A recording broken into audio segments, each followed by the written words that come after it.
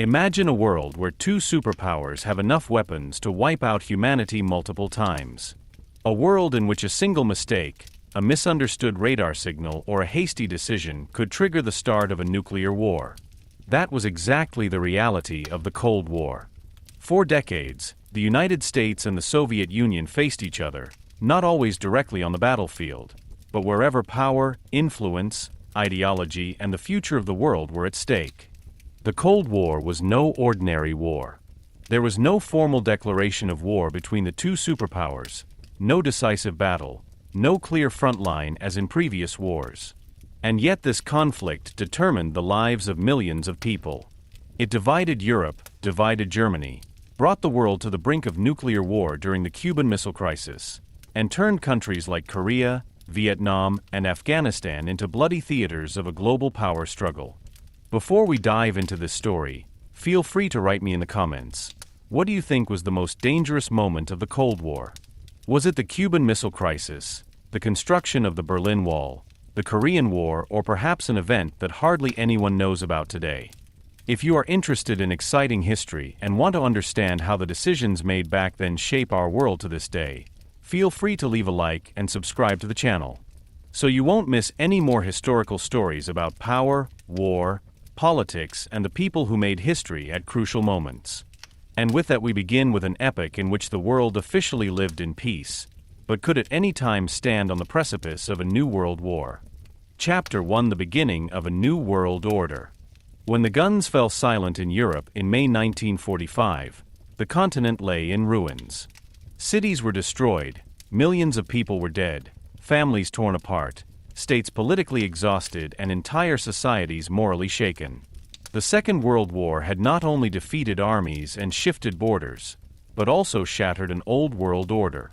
The great European powers, which had been the center of world politics for centuries, were either weakened, occupied, or economically emaciated. Great Britain had been one of the victors, but was financially and militarily overburdened. After defeat, occupation, and liberation, France first had to reassert itself as a great power. Germany, which had unleashed the war and plunged Europe into catastrophe, was defeated, occupied, and completely disempowered politically. At that moment, two powers came to the fore that would determine the course of the second half of the 20th century: the United States of America and the Soviet Union. Both states had made a decisive contribution to the victory over Nazi Germany, but they came from completely different historical experiences, political traditions, and strategic interests. The United States had emerged from the war as the economically strongest power on Earth. Their territory had not been destroyed, their industrial production had grown enormously, their army had fought on several continents, and with the atomic bomb they had had a weapon of previously unimaginable destructive power since 1945. Washington now thought in global terms. The American leadership wanted to prevent another power vacuum, economic hardship, and aggressive dictatorships from leading to a world war.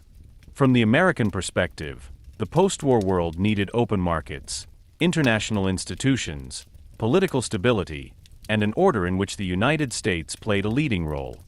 The Soviet Union, on the other hand, had won the war with unimaginable sacrifices. Millions of Soviet soldiers and civilians had died. Large parts of the country had been devastated, villages burned down, cities besieged, industrial plants destroyed.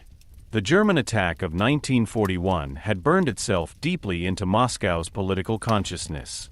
For Joseph Stalin and the Soviet leadership, security was not an abstract concept, but a question of survival.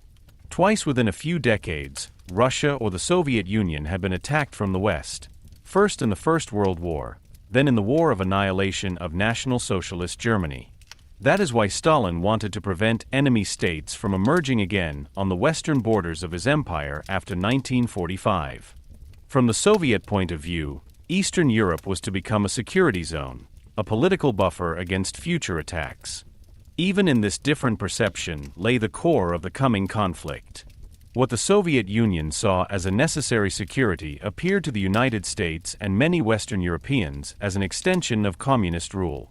What the United States understood as the construction of a free and stable world order seemed to Moscow like an attempt to impose capitalism worldwide under American leadership. Both sides did not see themselves as aggressors, but as defenders of a necessary order. This is precisely what made the Cold War so dangerous. It did not simply arise from a single dispute, but from a deep mutual mistrust, from opposing ideologies, and from the conviction of both camps that they were on the right side of history. Tensions had already become apparent during the war. The conferences of Tehran, Yalta, and Potsdam were intended to secure the cooperation of the Allies and prepare the post-war order. But behind the diplomatic formulations, there were already hard conflicts of interest. In Yalta in February 1945, Franklin D. Roosevelt, Winston Churchill, and Joseph Stalin spoke about the future of Europe, about Germany, Poland, and the United Nations. There was still hope that the cooperation of the victorious powers could be continued after the war. But many questions remained deliberately unclear. Above all, the future of Eastern Europe became a central problem. Although Stalin promised political participation and elections, in practice the Soviet Union increasingly ensured that communist parties were given positions of power and political opponents were eliminated in the territories occupied by the Red Army. After Roosevelt's death in April 1945, Harry S. Truman took over the office of American president. Truman was much more suspicious of Stalin than his predecessor. When the victorious powers met in Potsdam in the summer of 1945, the atmosphere was already colder. Germany was divided into occupation zones, as was Berlin.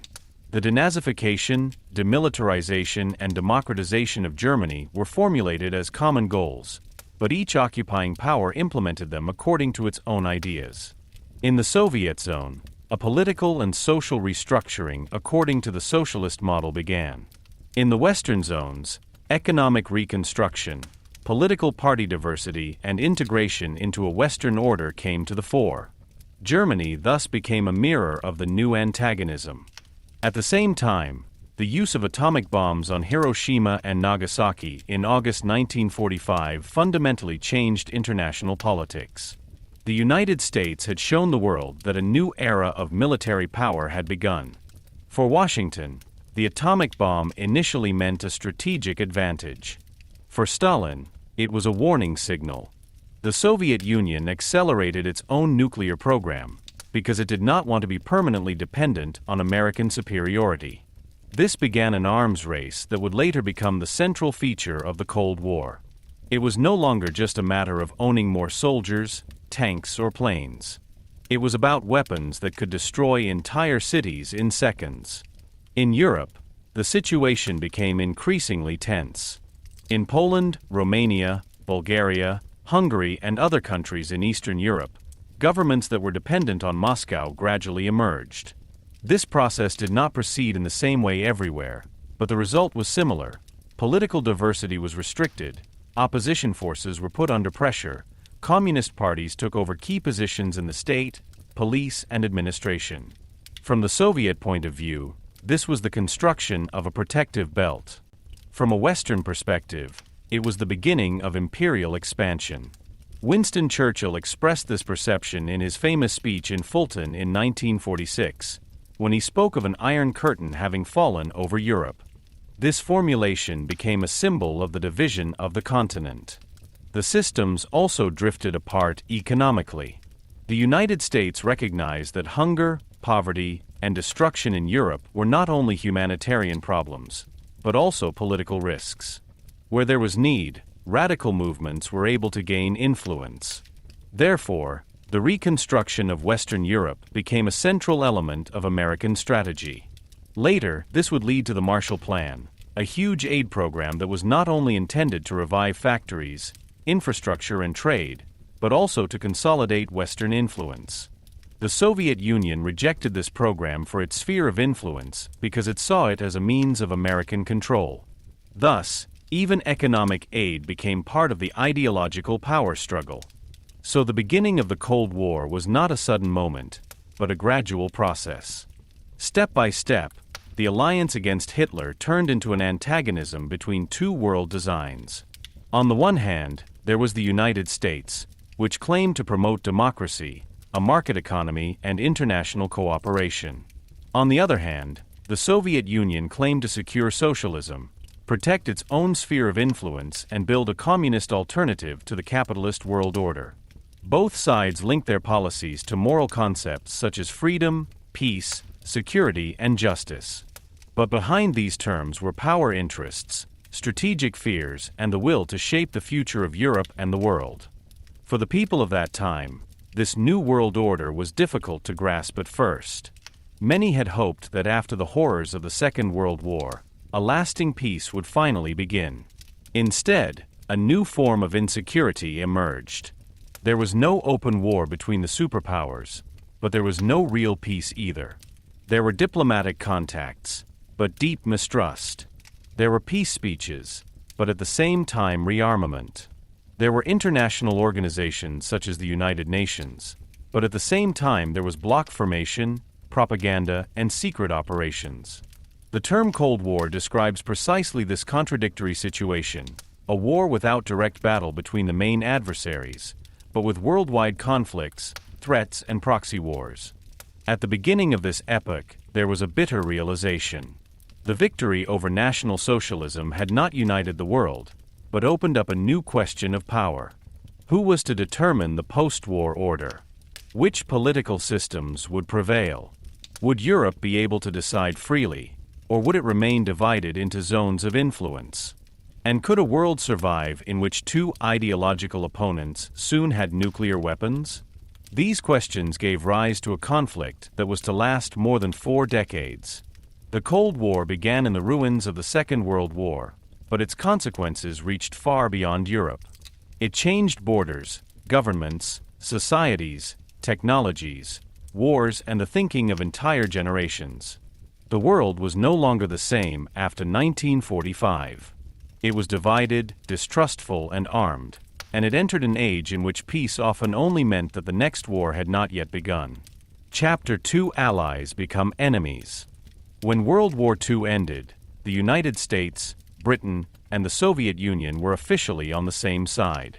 Together they had defeated National Socialist Germany, together they had made enormous sacrifices, and together they now appeared as victorious powers that were to decide the future of Europe.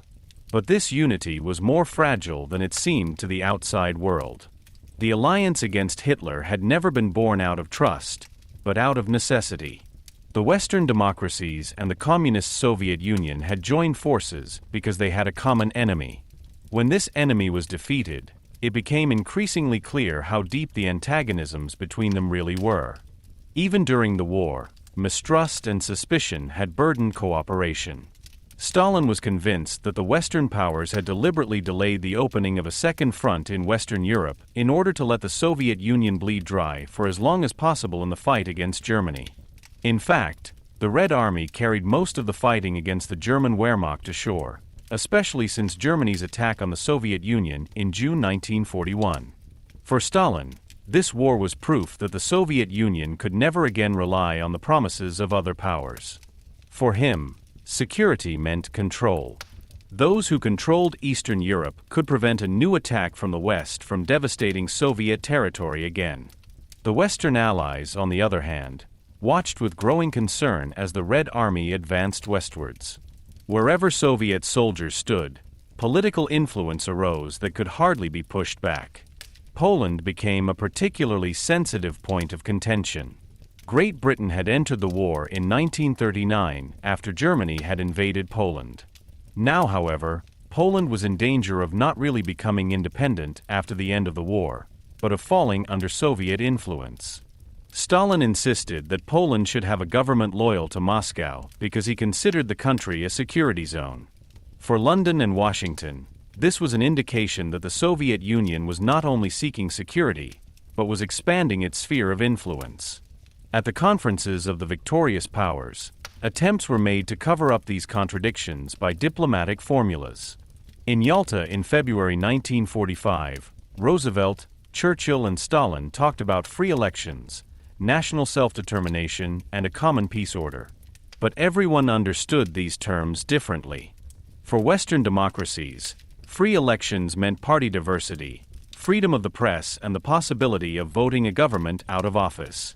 For Stalin, on the other hand, elections were only acceptable as long as they did not lead to a government hostile to the Soviet Union. The communist leadership did not think in terms of liberal openness, but in terms of class struggle, control, and security. This created a fundamental problem. Both sides could use the same words and still pursue completely different goals. With the death of Franklin D. Roosevelt in April 1945, the tone of American politics also changed. Roosevelt had hoped to integrate Stalin into a stable post-war order through personal diplomacy and international cooperation. His successor, Harry S. Truman, was much more skeptical. Truman was not a revolutionary of foreign policy, but he had a stronger distrust of Soviet intentions. He saw that Moscow was creating facts in Eastern Europe, while Western diplomats were still discussing agreements. In Washington, the conviction grew that giving in to Stalin would not lead to stability, but to ever new demands. The Potsdam Conference in the summer of 1945 already showed how much the atmosphere had changed. Germany was defeated, but its future was unclear. The victorious powers agreed on common principles. Germany was to be demilitarized, denazified, democratized, and economically controlled. But these terms were interpreted differently in the different occupation zones. In the Soviet zone, in addition to denazification, it was also about the restructuring of property relations, the establishment of communist-dominated structures and political control by forces that Moscow trusted. In the Western zones, democratic parties, free market elements, and a stronger orientation towards the USA and Western Europe gradually developed. The question of reparations in particular exacerbated tensions. The Soviet Union had suffered immeasurable destruction during the war and demanded high reparations from Germany. Factories, machines, and entire plants were dismantled and brought to the Soviet Union. From the Soviet point of view, this was just and necessary. From the Western point of view, an excessively harsh reparations policy threatened to weaken Germany economically in the long term and thus destabilize the whole of Europe. The USA had learned from the mistakes made after the First World War. They feared that misery and economic collapse could once again breed extremism. That is why Western policy slowly shifted from punishment to reconstruction. This difference was more than an economic question. He touched on the fundamental question of whether Germany should remain a weakened, controlled area or become a stable part of a new Western order. The growing contrast was also evident outside Europe. After 1945, the United States saw itself as the protecting power of an open world economy. They wanted free trade, stable currencies, international institutions, and access to markets. The Soviet Union, on the other hand, regarded this order as an instrument of capitalist power. Moscow feared that economic opening would also mean political influence. For this reason, the states of Eastern Europe were increasingly detached from Western economic relations and more closely tied to the Soviet Union. Two separate spaces emerged, not only militarily and politically, but also economically and ideologically.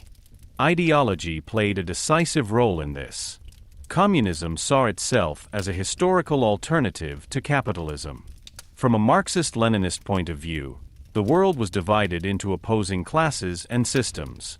Capitalism was not seen as a legitimate order among many, but as a system of exploitation that had to be overcome sooner or later.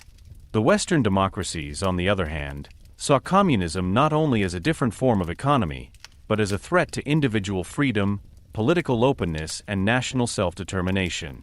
So both sides did not look at each other soberly, but through a worldview in which the opponent almost inevitably appeared as a danger.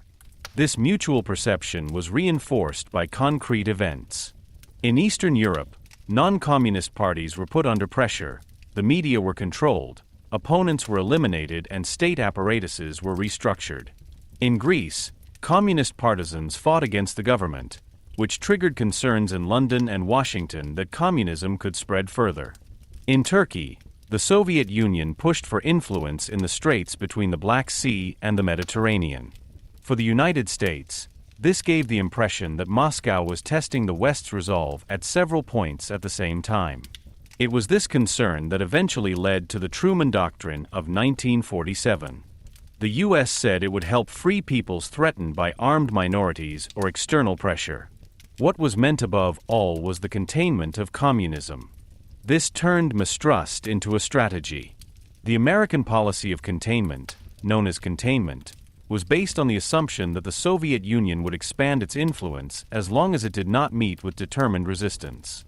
The USA did not necessarily want to push back communism everywhere, but it wanted to prevent its further spread. This strategy shaped the entire American foreign policy in the decades to come. She explained aid programs, military alliances, intelligence operations, and later wars. From the Soviet point of view, it was precisely this policy that confirmed its own fear of encirclement. Moscow saw the United States not as a defender of freedom, but as an aggressive force that threatened socialism politically, economically, and militarily. This created a dangerous spiral.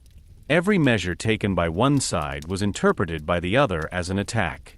When the Soviet Union consolidated its influence in Eastern Europe, the West saw it as expansion.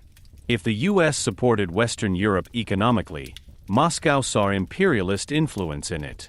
When Washington expanded military bases, the Soviet Union spoke of encirclement. When Moscow supported communist parties, the West warned against infiltration. As a result, the conflict became less and less negotiable, because both sides believed that they were only reacting to the aggression of the other. Former allies became opponents because the joint victory did not abolish their differences, but exposed them. The Second World War had destroyed the old balance of power, but had not created a common idea of peace. The US and the Soviet Union both wanted security, but they defined security so differently that the security of one side became a threat to the other. They both wanted influence, but they called it order, freedom, or protection. They both wanted to prevent the catastrophes of the past from happening again, but it was precisely this fear that gave rise to a new conflict. For the people of Europe, this development meant that the peace of 1945 did not bring the peace they had hoped for. The war was over, but the occupation remained. The fronts disappeared, but new borders emerged. The soldiers returned home, but governments, intelligence agencies, and military planners were already preparing for the next confrontation.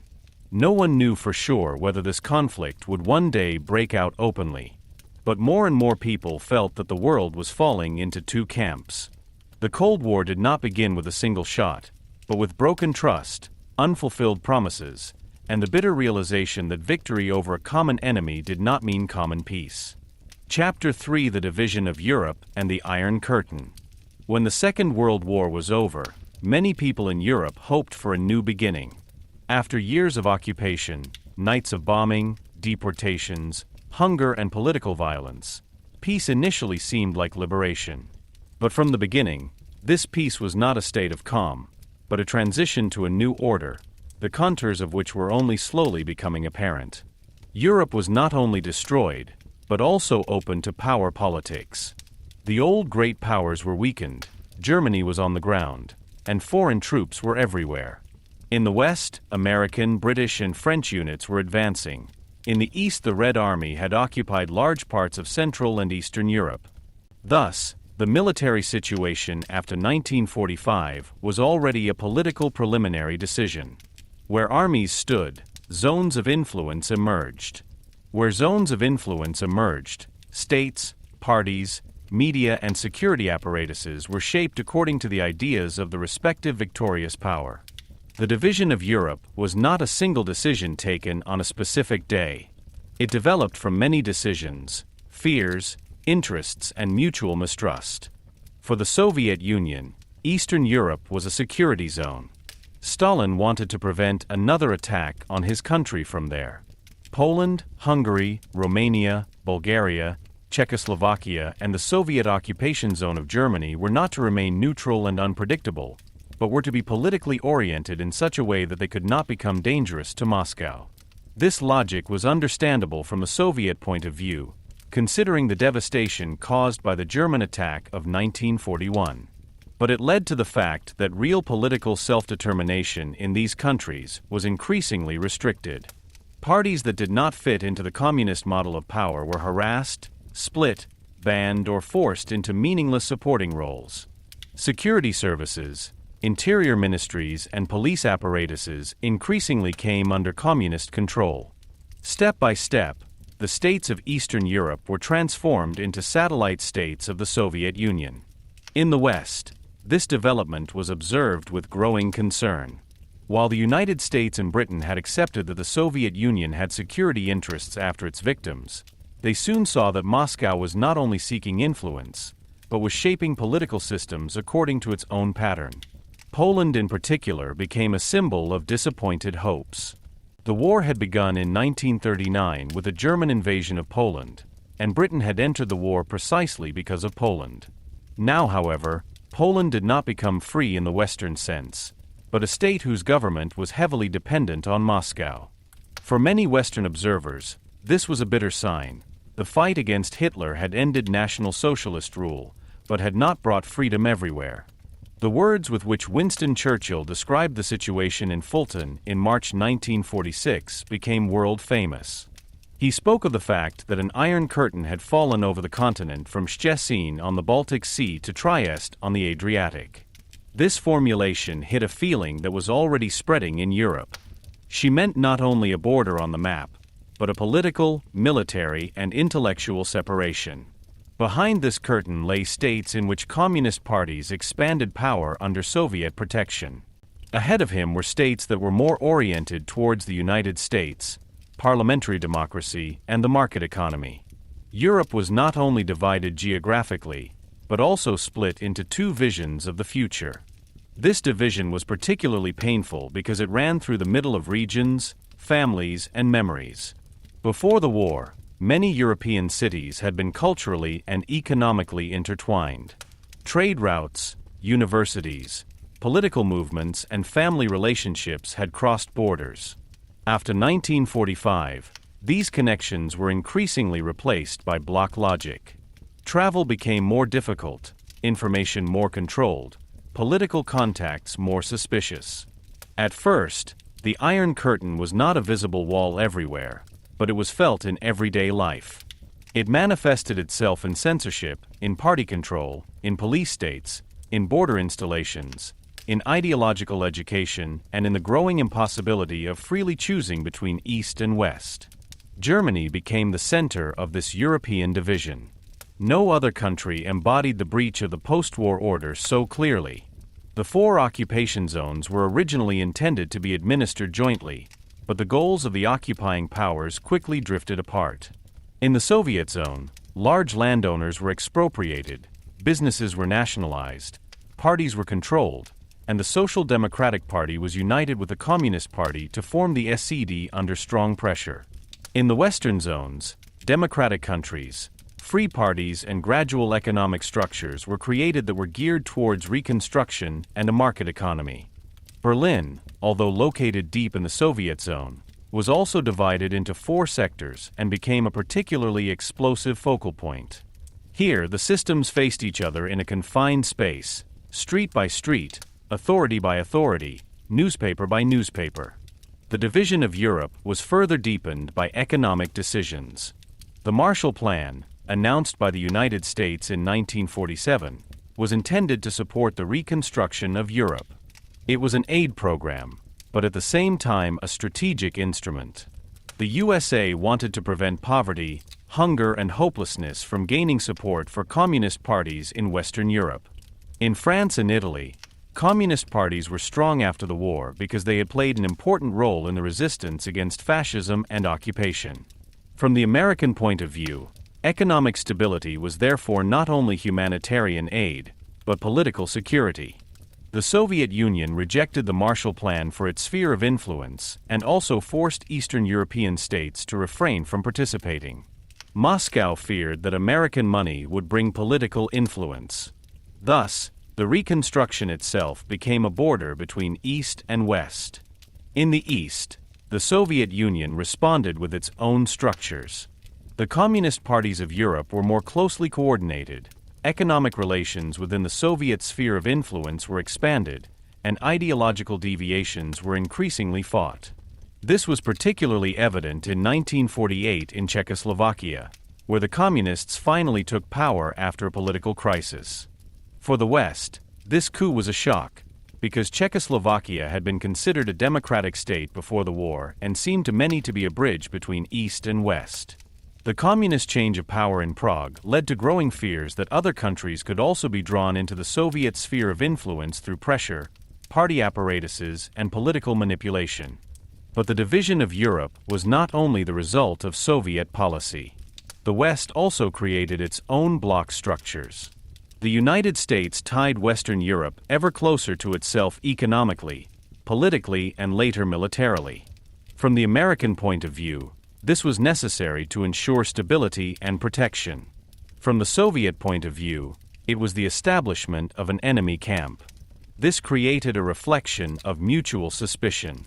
Each side saw its own measures as defensive, but the measures of the others as aggressive. This is exactly how the division solidified. It was no longer seen as a temporary consequence of the war, but as the basic structure of international politics. For people, the Iron Curtain meant very different experiences. In the West, despite hardship and destruction, the post-war period was increasingly associated with reconstruction, political freedom, and growing prosperity. In the East, there was also reconstruction and social promises, such as educational opportunities, industrialization, and social security, but these were bought with political control, limited freedom of expression, and dependence on Moscow. Those who resisted could lose their jobs, be monitored, arrested, or branded an enemy of socialism. In many countries, an atmosphere arose in which public approval was expected, while private doubts could only be expressed in a narrow circle. The Iron Curtain was therefore more than a picture of political borders. He described a mental landscape. He separated hopes, ways of life, and memories. He turned neighbors into ideological opponents and states into pawns in a global power struggle. He forced people to decide or pretend to have decided. He did not let Europe come to rest, even though the Great War was over. This is precisely what made the post-war period so contradictory. On the one hand, institutions were founded to secure peace. On the other hand, Europe was preparing for new conflicts. On the one hand, there was talk of freedom and security. On the other hand, borders were created that promised freedom and security only for their own camp. At the end of the 1940s, it was clear that Europe would not simply return to normality. The continent had become a stage of the Cold War. The division ran through Germany, through Berlin, through diplomatic conferences, through newspapers, factories, schools, and family histories. It determined which books could be read, which parties could be voted, which news could be believed, and what future could be dreamed of. The Iron Curtain had not fallen overnight, but when it closed, it shaped the lives of millions of people for decades. Europe was no longer just a continent in reconstruction. It was the front line of a conflict in which two power blocs claimed to secure peace while preparing ever more resolutely for the worst-case scenario. Chapter 4: The Berlin Blockade and the Airlift. After the Second World War, Berlin was more than just a destroyed capital. The city was a symbol, a focal point, and a dangerous touchstone of the New World Order. Although Berlin was deep in the Soviet occupation zone, the city itself had been divided into four sectors. Americans, British, French, and Soviets each administered part of the city, just as they had divided Germany as a whole into occupation zones. This arrangement had arisen from the common victorious power policy, but it soon became one of the largest trouble spots of the Cold War. Because Berlin was like a Western island in the middle of Soviet-controlled territory. For the Western powers, the city was a sign that they would not give up their rights in Germany. For Stalin, West Berlin was a disturbing foreign body in his sphere of influence, a political showcase of the West that made it difficult to control East Germany. After 1945, Berlin was a city of ruins. Entire streets were bombed, bridges destroyed, apartments uninhabitable, supply routes damaged. The people lived between rubble, cold, and hunger. Many had lost relatives. Many searched for missing persons. Many fought daily for food, fuel, and safe accommodation. In this situation, politics was not just an abstract question of systems and ideologies for Berliners. It manifested itself in bread stamps, coal deliveries, traffic controls, and the question of which occupying power had access to which part of the city. This is precisely why Berlin became so important. Whoever controlled Berlin controlled not only the administration and the streets, but also the perception of the post-war order. Die Spannungen zwischen den Besatzungsmächten wuchsen besonders durch die wirtschaftliche Entwicklung in den westlichen Zonen. Die USA, Großbritannien und später Frankreich wollten ihr Gebiet zunehmend enger zusammenführen, Verwaltung und Wiederaufbau effizienter zu gestalten. Aus der amerikanischen und britischen Zone entstand zunächst die Biswan. Später kam die französische Zone hinzu. In Moskau wurde diese Entwicklung mit großem Misstrauen betrachtet. Stalin sah darin den Schritt zur Gründung eines westdeutschen Staats, der dauerhaft in den Einflussbereich der USA eingebunden werden konnte. Tatsächlich bewegten sich die Westmacht immer stärker in diese Richtung, weil es erkannten, dass ein wirtschaftlich gelähmtes Deutschland ganz Europa schwächen würde. Doch genau diese Logik widersprach den sowjetischen Vorstellungen. Moskau wollte Deutschland kontrolliert, geschwächt und politisch aufhalten, nicht als starken westlichen Partner wieder aufbauen. The immediate trigger of the Berlin blockade was the currency reform of 1948. In the Western occupation zones, the Deutsche Mark was introduced in June 1948 to stabilize the shattered economy, curb the black market and inflation, and advance reconstruction. Money had hardly been reliable in the post-war years.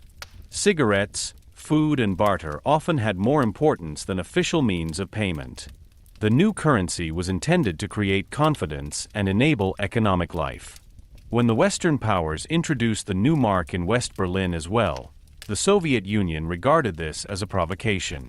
From Moscow's point of view, this deepened the division of Germany and consolidated Western influence in the middle of the Soviet zone. On the night of June 23 to 24, 1948, the Soviet Union began to block all land and waterways to West Berlin. Roads, railway lines, and canals were blocked. Electricity from the Soviet sector was partially interrupted. Deliveries came to a standstill. West Berlin was suddenly cut off from supplies. Around 2 million people in the western sectors were dependent on food, coal, medicines, and other goods. The Soviet leadership hoped that this would force the Western powers to withdraw from Berlin or at least reverse the Western currency reform. It was a power game with enormous risk. Because the blockade was not a direct military attack, but it put an entire city under pressure. It was a siege by political means. The Western powers were faced with a difficult decision. A military breakthrough across the roads to Berlin could easily have led to an armed clash with Soviet troops. A withdrawal, however, would have meant giving up West Berlin and leaving a huge political victory to the Soviet Union. The confidence of Western Europeans in the protection of the United States would have been shaken, and the message to Moscow would have been clear: with enough pressure, the West could be pushed back. Therefore, the USA and Great Britain decided on a solution that initially seemed almost impossible. They wanted to supply West Berlin from the air. Thus began the Berlin Airlift, one of the most impressive logistical operations of the post-war period. Planes took off every minute from the Western occupation zones and landed at Berlin's Tempelhof, Gatow, and later Tegel airports. They brought flour, milk powder, coal, medicines, machines, and everything a besieged city needed to survive. Initially, many doubted that a city of millions could be supplied in this way. The quantities required were enormous, especially in winter, when coal became indispensable for heating. But the operation was constantly improved. Flight routes were precisely defined, flight times coordinated, loading and unloading processes accelerated. An improvised response became a symbol of Western determination. For Berliners, the airlift became a daily spectacle and at the same time a lifeline. The planes were soon called candy bombers because some pilots dropped small sweets on parachutes for children. This image became famous, but behind the human gesture there was a harsh reality. The city lived under pressure, with scarce supplies, long queues and constant worry about whether supplies would be sufficient. Nevertheless, a strong sense of perseverance developed in West Berlin. Many people who had met the Western powers with mixed feelings shortly before now saw them as protecting powers. The political mood changed. The blockade, which was intended to weaken West Berlin, tied the city more emotionally to the West. The airlift also had enormous propaganda significance for the USA. They were able to present themselves as defenders of a free population threatened by Soviet pressure. This message had an impact far beyond Germany. In Western Europe, there was a growing conviction that the United States was willing to take concrete risks in order to counter Soviet power politics. For Stalin, on the other hand, the blockade increasingly became a problem. The Soviet Union could not simply shoot down the Western plains without risking war. At the same time, it did not achieve its political goal. The Western powers remained in Berlin, the airlift worked, and international sympathy was increasingly on the side of the besieged city. The Berlin blockade decisively exacerbated the division of Germany. In 1949, the Federal Republic of Germany developed from the Western occupation zones, while the German Democratic Republic was founded in the Soviet zone in the same year. Thus, the division of Germany became a state reality. Berlin remained divided and became a permanently visible symbol of this division. So the blockade had not prevented what Stalin wanted to prevent. On the contrary, it accelerated the Western zone's ties to the West and strengthened the political need for a Western defensive alliance. Only a few months after the end of the blockade, NATO was founded, a sign that the West wanted to organize its security together in the future. On May 12, 1949, the Soviet Union finally lifted the blockade. The airlift continued for some time to build up supplies, but the immediate conflict was over. There had been no war, no tanks had broken through, no great battle had been fought. And yet the Berlin blockade was one of the most important conflicts of the early Cold War period. It showed how dangerous the conflict could become without openly escalating militarily. It also showed that Berlin was not a marginal problem, but a place where the credibility of the superpowers was decided. The long-term significance of the blockade was that it permanently deepened the mistrust between East and West.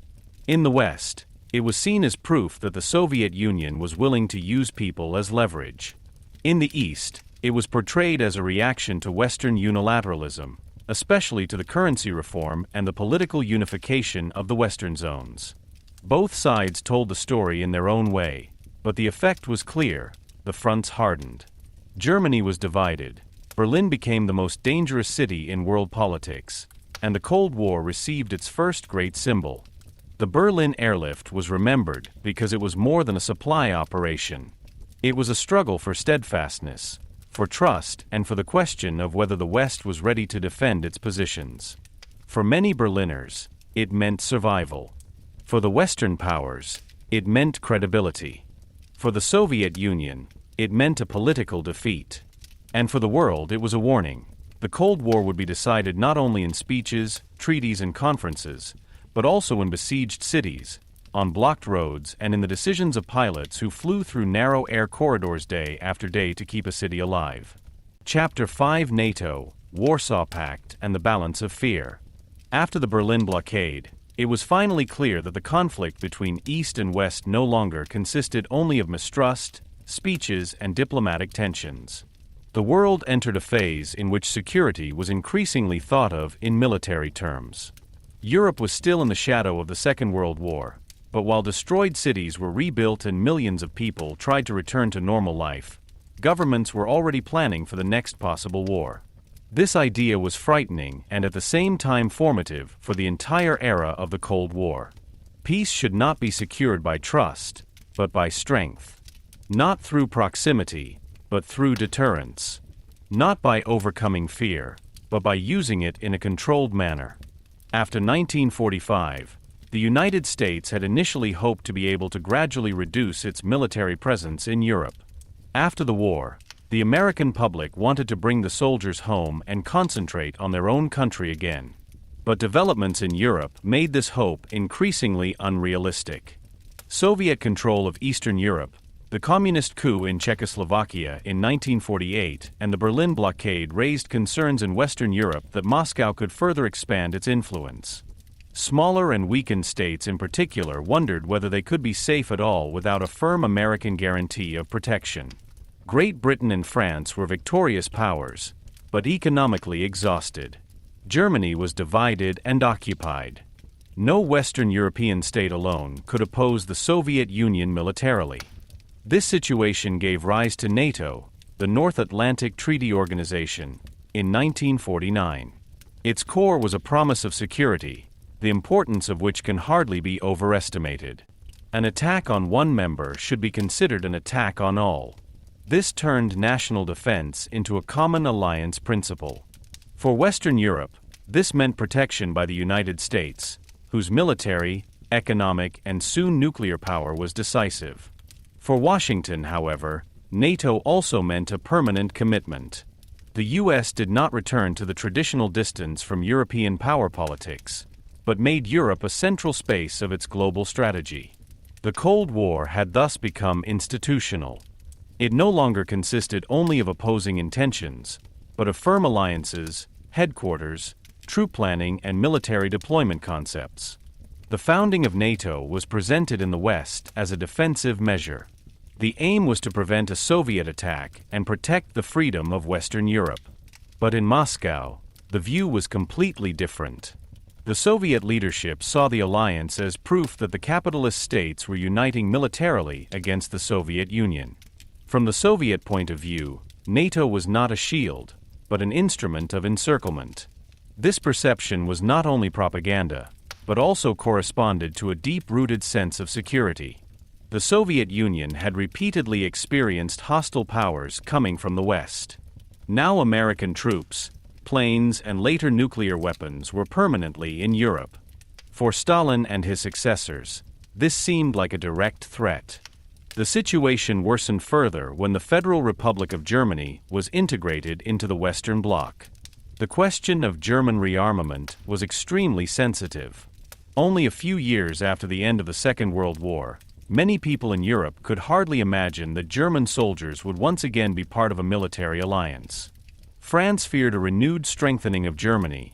The Soviet Union used the memory of German aggression for its warnings, and there were also strong reservations in Germany itself. But from the point of view of the USA, Western Europe could hardly be defended in the long term without a West German contribution. The Federal Republic of Germany was located at the interface of the blocs, had economic potential, and was strategically indispensable. She joined NATO in 1955. This finally cemented the division of Germany militarily. The Soviet response followed in the same year with the founding of the Warsaw Pact. Officially, it was a defensive alliance of socialist states. In fact, it was also an instrument of Soviet control over Eastern Europe. The member states were not on an equal footing with Moscow, but were closely tied to the Soviet Union militarily and politically. The Warsaw Pact was intended to show the military unity of the Eastern Bloc to the outside world and to ensure internally that no Eastern European state stepped out of line. Later crises, especially the uprising in Hungary in 1956 and the Prague Spring in 1968, showed that Soviet alliance policy not only promised protection, but also meant coercion. Anyone who wanted to leave or reform the socialist bloc had to reckon with military intervention. With NATO and the Warsaw Pact, two military systems were now facing each other. Europe became the most heavily armed region in the world. Along the border between the blocs, especially in Germany, troops, tanks, aircraft, missile sites, intelligence services, and military staffs were concentrated. The border between the Federal Republic of Germany and the GDR was not simply a German dividing line. It was a global political front. Both sides planned for scenarios that would have meant unimaginable destruction in an emergency. Military strategists calculated advance routes, supply lines, airstrikes, and the possible use of tactical nuclear weapons. Behind sober terms such as defense planning was the possibility that Central Europe would have become the battlefield of a Third World War in the event of war. The decisive change of this time was the nuclear weapon. As long as only the United States had them, they had a huge strategic advantage.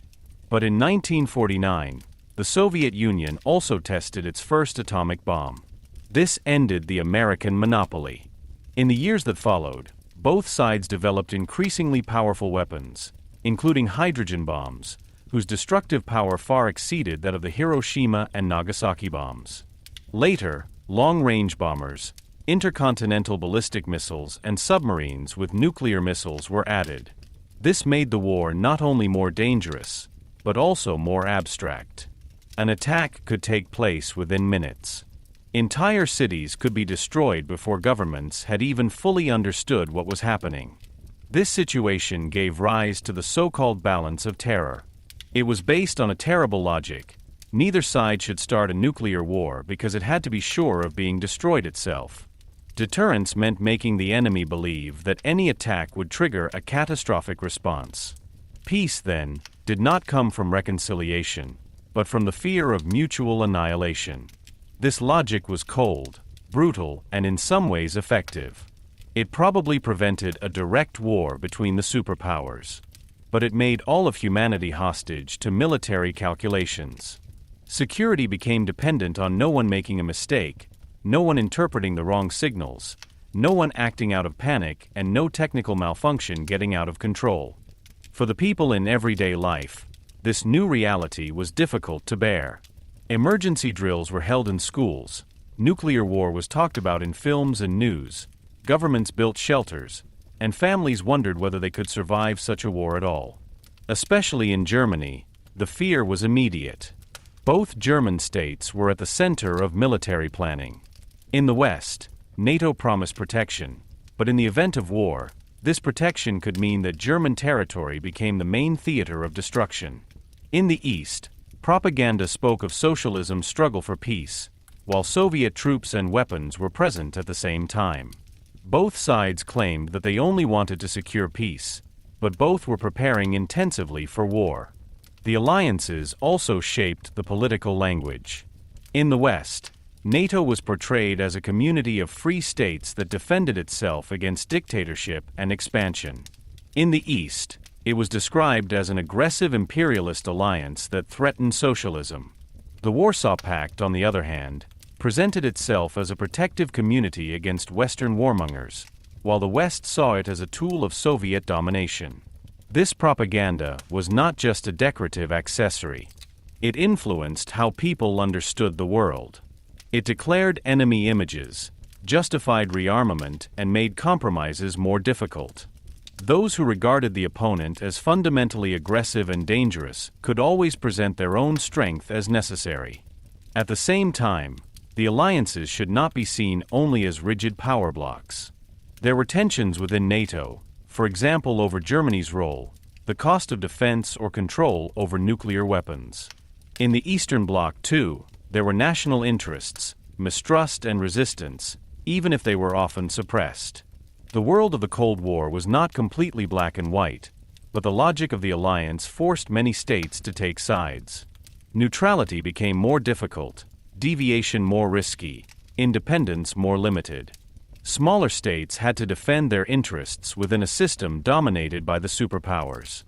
At the end of the 1950s, the division of the world was militarily cemented. NATO and the Warsaw Pact stood for two orders, two promises of security and two threats. Both sides built weapons to prevent war, thereby making the possible war more and more devastating. Both spoke of peace while raising armies. Both warned against the aggression of the other and often overlooked how threatening their own measures seemed. The balance of fear became the basic state of the Cold War. It was a peace with reservations, a peace with loaded weapons, a peace that thrived on the fact that fear remained stronger than the will to escalate. This was precisely the deep tragedy of this era. Humanity survived not because it had resolved its conflicts, but because it feared the consequences of open war more than the enemy itself. Chapter 6: The Korean War as the first hot war of the Cold War. From the very beginning, the Cold War was a conflict full of contradictions. The United States and the Soviet Union were hostile to each other, but they avoided direct war against each other. They armed, threatened each other, built alliances, waged propaganda campaigns, and fought for influence, but they also knew that an open clash between them could have uncontrollable consequences. This is precisely why the conflict often shifted to places that seemed far away from Washington and Moscow. There, political crises, civil wars, and regional tensions were drawn into the global power struggle. The first major war in which this new logic became visible was the Korean War. He showed the world that the Cold War did not have to remain cold at all. After the Second World War, Korea was a divided country, similar to Germany, but with its own historical experiences. Korea had been under Japanese colonial rule since 1910.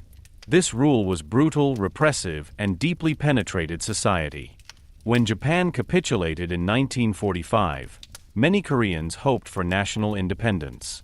But as so often after the Second World War, it was not only the local people who decided their future, but the power relations of the victors. The Korean peninsula was divided along the 38th parallel. In the north, Japanese troops accepted surrender to the Soviet Union, in the south to the United States. What was initially intended as a practical temporary solution quickly developed into a political split. In the north, a communist regime emerged under Kim Il-sung, which was closely linked to Moscow, but also pursued its own goals. Kim Il-sung had fought in the resistance against Japan and saw himself as the leader of a revolutionary Korea. In the south, with American support, the Republic of Korea was built under Syngman Rhee, an authoritarian anti-communist who also claimed to represent all of Korea. Both governments did not see themselves as constituent states, but as the only legitimate government of the entire country. Thus, the division was unstable from the beginning. There was no lasting peace, but a border where armed incidents, propaganda, sabotage, and mutual threats were part of everyday life. So the situation in Korea was more than a proxy conflict. It was also an inter-Korean power struggle. Both sides wanted reunification, but not through compromise, but under their own political auspices. Kim Il-sung wanted to create a communist Korea, Syngman Rhee an anti-communist Korea. Both leaders were ready to use force. But without the superpowers, this conflict would probably not have become a war of such international importance. The North received support from the Soviet Union and later from the People's Republic of China. The South was dependent on the United States. Korea thus became a focal point of the New World Order. On June 25, 1950, North Korean troops crossed the 38th parallel and attacked South Korea. The attack came as a surprise to many observers, even though the tensions had been visible for years. The North Korean army was well prepared, equipped with Soviet tanks and weapons, and initially clearly superior to the South Korean military. Seoul fell quickly, and the South found itself in a catastrophic situation. For the United States, this attack was a shock. In Washington, it was interpreted not only as a regional war, but as a test case of the entire Cold War. President Harry S. Truman and his advisors feared that doing nothing would be interpreted as weakness. The communist side had just won in China, where Mao Zedong had proclaimed the People's Republic in 1949. If Korea were to become fully communist, the American concern was that other states in Asia could follow. This fear of a chain reaction shaped the thinking of American politics. Later, it was often described as the domino theory. The idea was, if one country falls to communism, others could follow. From today's perspective, this thinking often seems schematic, but for the decision-makers of the time, it was closely linked to the experiences of the 1930s. Many believed that Hitler had been allowed to do what he wanted for too long, and now wanted to prevent an aggressive power from gradually bringing ever larger areas under control. The Korean War was therefore understood as a test of the policy of containment. If the U.S. does not stop the attack, the entire strategy of containment could become implausible. The United Nations Security Council played a special role. Normally, the Soviet Union would probably have vetoed military action against North Korea. But Moscow boycotted the Security Council at the time because China's seat continued to be occupied by the Republic of China on Taiwan and not by the People's Republic of China.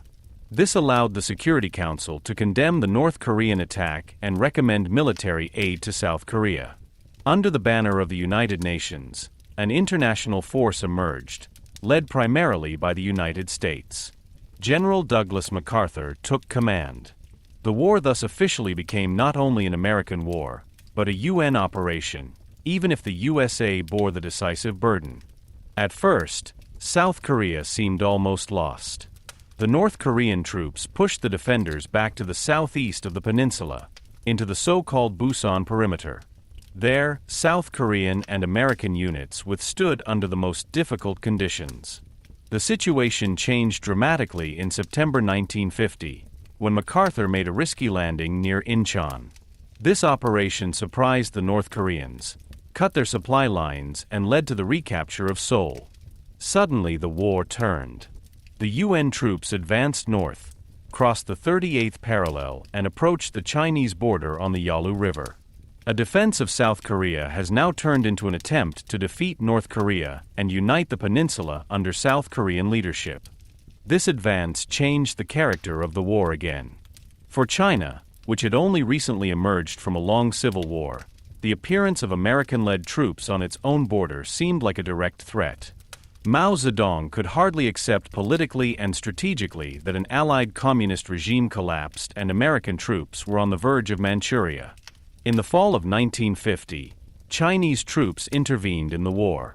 They were often officially referred to as volunteers, but in fact it was a massive military intervention. The UN troops were pushed back, Seoul fell again at times, and the war became a bloody struggle for territory, supplies, and the will to hold out. Now it became clear how dangerous a regional war could become in the Cold War. MacArthur wanted to expand the war, talked about attacks on Chinese bases, and thought in terms of a broader conflict against communism in Asia. President Truman, on the other hand, feared an escalation that could ultimately even drag the Soviet Union into it. The conflict between military ambition and political limitation became openly visible. Truman dismissed MacArthur in 1951, a step of enormous domestic political explosiveness. Many Americans revered MacArthur as a war hero, but Truman insisted that in a democracy, the civilian leadership decides on military strategy. This moment was crucial because it showed that the Cold War demanded not only courage and strength, but also the ability to self-limit. From 1951 onwards, the war largely froze into trench warfare near the 38th parallel. The front moved only slightly, but the dying continued. Hills, villages, and fortified lines were attacked and lost again with heavy losses. The civilian population suffered terribly. Cities were bombed, families were separated, streams of refugees moved through the country. Political suspicions led to massacres and persecution on both sides.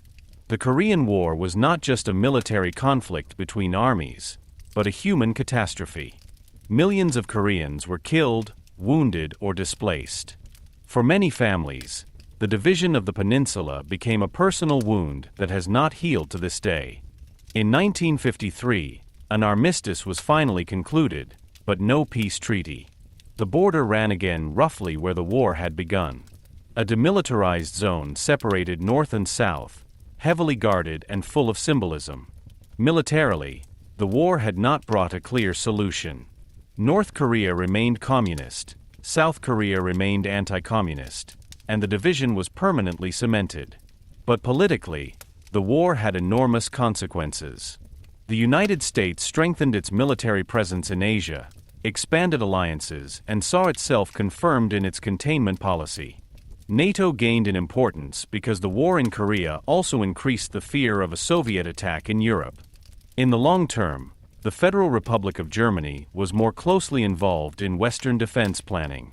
The Cold War became more global, more military, and harder. The Korean War was also formative for the Soviet Union and China. Moscow had supported North Korea, but avoided direct war with the United States. China showed that it was prepared to intervene in a conflict at great sacrifice if it saw its security interests threatened. At the same time, an enmity arose between Beijing and Washington that lasted for decades. Korea thus became a war in which the superpowers tested their borders without completely exceeding them. It was precisely this mixture of violence and limitation that became typical of many later conflicts of the Cold War. The Korean War showed the world that the Cold War was not only decided in Europe. He made it clear that local divisions, national liberation movements, civil wars, and ideological rivalries could become part of a global power struggle at any time. For Washington, Korea was proof that communist expansion had to be stopped. For Moscow and Beijing, the war was proof that the West was ready to intervene militarily in Asia. For the Koreans themselves, it was above all a tragedy in which their country became a battlefield of foreign strategies and their own political irreconcilability. In the end, a bitter balance remained. The war had destroyed millions of lives without solving the fundamental question. He had not overcome the division of Korea, but hardened it. He had shown that the Cold War could heat up if superpowers viewed regional conflicts as a test of their credibility. And he had opened a new epoch of military logic in which no war was only local. Korea became a cautionary tale. In a divided world, an attack on a seemingly distant border could suddenly shake the entire international system. The Cold War had found its first major battlefield, and the world understood that the line between deterrence and war was narrower than many had hoped. Chapter 7: Nuclear Weapons, Armament, and the Fear of the End of the World. Hardly anything shaped the Cold War as deeply as the nuclear weapon. It was not simply a new weapon among many, but a technical and moral turning point in the history of mankind. The bombings of Hiroshima and Nagasaki in August 1945 had shown the world that a single plane could destroy an entire city. The images of burned people, destroyed streets, and invisible radiation made it clear that war had reached a new dimension from then on. Until then, even the worst wars had taken time, space, and fronts. Armies had to march, fleets had to approach, cities had to be besieged or bombed. The atomic bomb, however, shortened the distance between political decision and mass death in a frightening way. In it, science, industry, the military, and state power combined to form a force that could wipe out not only armies but entire societies. Initially, only the United States possessed this weapon. In Washington, the atomic bomb was seen as a strategic advantage, but at the same time there was uncertainty about how this advantage should be used politically. Some believed that American superiority could intimidate the Soviet Union and force it to make concessions. Others warned that such power would only drive the adversary to develop nuclear weapons of its own as quickly as possible. That is exactly what happened. For Stalin, the American nuclear monopoly was unbearable. The Soviet Union could not accept that its security depended on the restraint of an ideological opponent. Although the country was exhausted and devastated after the war, Moscow invested enormous resources in its own nuclear program. Scientists, secret services, industrial plants, and state coercion were mobilized to catch up. In 1949, the Soviet Union tested its first atomic bomb. This ended the brief phase of American autocracy. For the USA, this test was a shock. It showed that the Soviet Union had become a nuclear power faster than expected.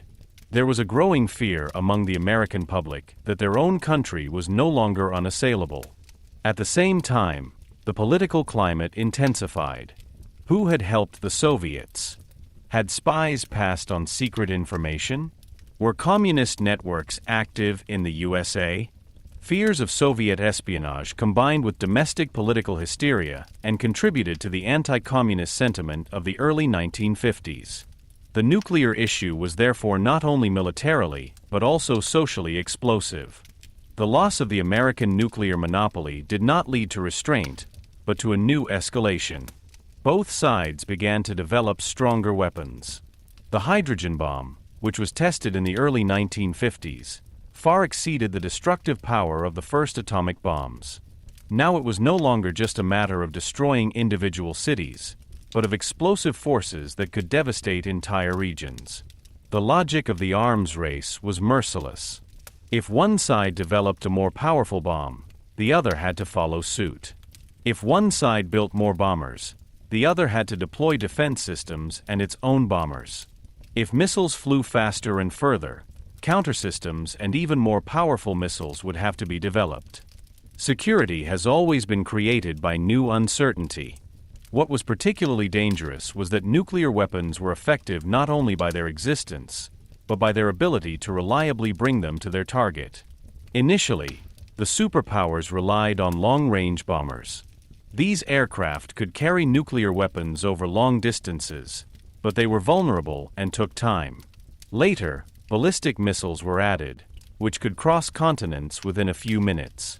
With intercontinental ballistic missiles, the reaction time was dramatically shortened. An attack could be detected while the opposing decision-makers had only a few minutes left to assess whether it was a real attack, a false positive, or a technical glitch. This made the Cold War not only more dangerous, but also more nervous.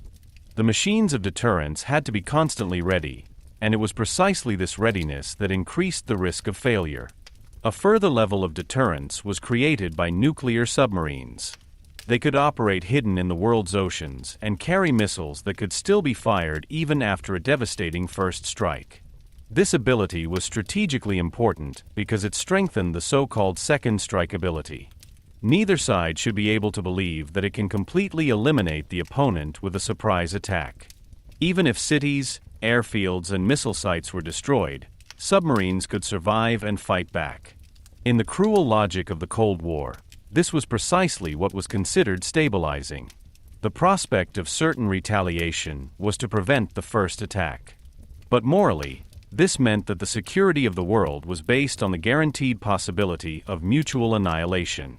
This development gave rise to the doctrine of mutually assured destruction.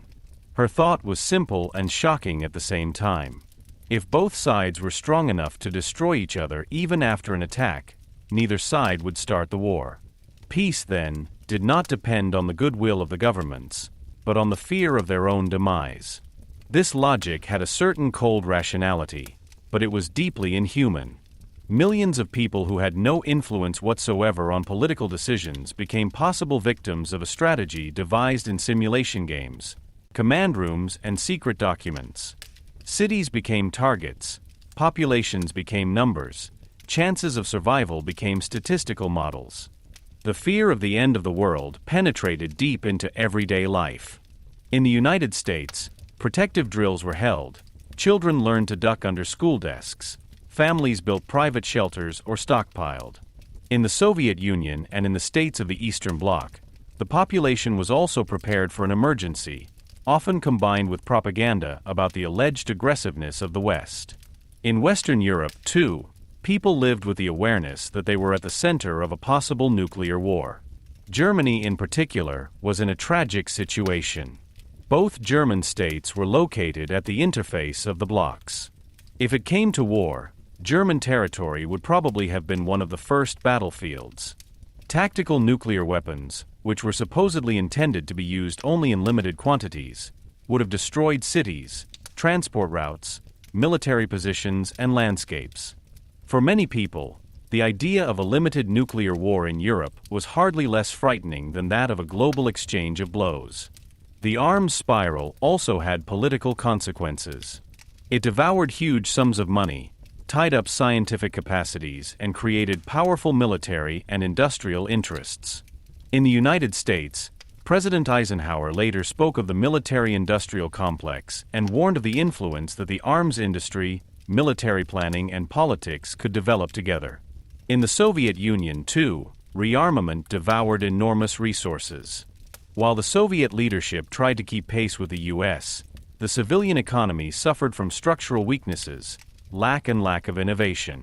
But in the minds of the superpowers, rearmament was considered inevitable. Anyone who fell behind, it was feared, would become susceptible to blackmail. At the same time, attempts were made to limit the danger. Scientists, churches, peace movements, and individual politicians warned of the consequences of a nuclear war. After atmospheric nuclear tests, concerns grew about radioactive fallout, which spread across borders and endangered people even far away from the test area. Protests against nuclear weapons have become an important part of political culture in many countries. In the 1960s, the first arms control agreements began, for example, to limit certain nuclear tests. But such agreements do not eliminate the danger. They only showed that even the superpowers realized how risky the system they themselves had built had become. Nuclear weapons also changed the way war was thought. In the past, a state could believe it was winning a war if it had better armies, smarter strategists, or greater resources.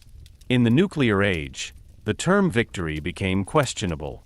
What did victory mean when one's own cities were destroyed, millions of citizens were dead, and the environment was contaminated? What did military superiority mean if the enemy still had enough weapons to strike back devastatingly? The Cold War forced military planners to take on a paradoxical task. They had to plan wars that no one was allowed to wage. They had to design deployment scenarios, the implementation of which would have meant the end of political reason.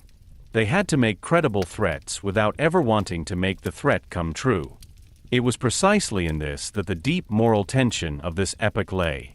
Politicians declared that nuclear weapons kept the peace, but that peace was based on a willingness to threaten unimaginable destruction. Military officials spoke of deterrence, target planning, and strategic stability, but behind these sober words stood human lives in immeasurable numbers. Both sides claimed to act defensively, but both built arsenals that went far beyond any defense. The Cold War turned fear into a political tool. It was intended to slow down the enemy, reassure its own allies, and educate the population to be vigilant. But it could also paralyze, poison, and make any crisis more dangerous. In the end, the nuclear weapon became the strongest symbol of the Cold War. She embodied scientific progress and human self-destruction at the same time. It showed what modern states were capable of when fear, ideology, and the desire for power came together. It may have prevented direct war between the superpowers, but it repeatedly brought the world to the brink of catastrophe. The balance of fear was not real peace, but a state of permanent threat. Humanity continued to live, work, love, build cities, create families, and dream of the future, all of which hung over it with the possibility that all of this could be wiped out in a matter of minutes. It was precisely this tension that made the Cold War an era in which the end of the world no longer seemed like a religious idea from a distant time, but like a technical option that lay ready in silos, submarines, and bombers. Chapter 8: Spies, Secret Services, and Covert Operations. The Cold War was not only fought by presidents, generals, diplomats, and party leaders. Much of this conflict took place in secret, in embassies, backrooms, radio stations, archives, front companies, secret laboratories, and dark streets. While world public opinion looked at summits, military parades, nuclear tests, and political speeches, intelligence agencies on both sides worked to obtain information, influence opponents, destabilize governments, and decipher the intentions of the other camp. The Cold War was therefore also a war of shadows. It was a struggle for knowledge, deception, betrayal, and control. Those who knew what the enemy was planning were better able to assess crises, reduce military risks, or gain political advantages. Those who were misinformed could make decisions that endangered millions of people. The United States and the Soviet Union deeply distrusted each other. This mistrust was the real driving force behind the intelligence work. Neither side wanted to rely on public statements. When Moscow spoke of peace, Washington asked what missiles were being built at the same time. When Washington spoke of defense, Moscow asked what plans were in the NATO staffs. Diplomacy was not enough, because diplomacy only showed what states wanted to show. Secret services should make the invisible visible. They were supposed to find out how strong the enemy's army really was, what political conflicts existed in his leadership, what technologies were being developed, and whether an attack was being prepared. In a world of nuclear weapons, such information could make the difference between war and peace. On the American side, the Central Intelligence Agency, better known as the CIA, was founded in 1947. It arose from the experiences of the Second World War and from the realization that the United States needed a permanent foreign intelligence service in a global conflict. The CIA collected information, evaluated political developments, and carried out covert operations. These covert operations were particularly controversial because they often interfered deeply with the politics of other countries. The US not only wanted to know what was happening in the world, but also to influence developments before they became dangerous from the American point of view. Communist parties, left-wing governments, national liberation movements, or neutralist politicians could quickly be targeted, even if their goals on the ground were more complex than the simple image of a Soviet advance. On the Soviet side, the most important secret service for a long time was the KGB, which was founded in 1954 but went back to older structures of the Soviet state security. The Soviet Secret Service tradition was closely linked to internal control. Since the revolution, the state had used security organs to monitor opponents, suppress dissent, and secure the power of the Communist Party. During the Cold War, this internal control was combined with worldwide espionage. The KGB collected information about Western governments, military plans, nuclear programs, industries, and political movements. At the same time, he monitored his own population, persecuted dissidents, and controlled contacts between Soviet citizens and foreigners. For the Soviet leadership, external security was hardly conceivable without internal discipline. Berlin became one of the most important locations of this secret world. The divided city was a unique place. Nowhere else have East and West stood so directly next to each other. Diplomats, journalists, military officers, refugees, smugglers, informants and agents moved through a city that was at once a landscape of ruins, a symbol of division and an espionage center. In Berlin, you could meet people from the East, pass on information, question defectors, or observe enemy activities. Before the wall was built in 1961, the border within the city was still comparatively permeable. This made Berlin a dangerous but valuable space for intelligence services. Cafes, train stations, hotels, and government offices became places where world politics took place on a small scale. However, espionage did not only mean collecting military data. She lived from people, their fears, convictions, weaknesses, and hopes. Some became agents out of ideology. They believed in communism or in the fight against it. Others acted out of lack of money, ambition, blackmail, or personal disappointment. Still others were pressured by intelligence agencies because they had compromising information about their private lives, family, or past. The agent was not always the elegant hero of later films.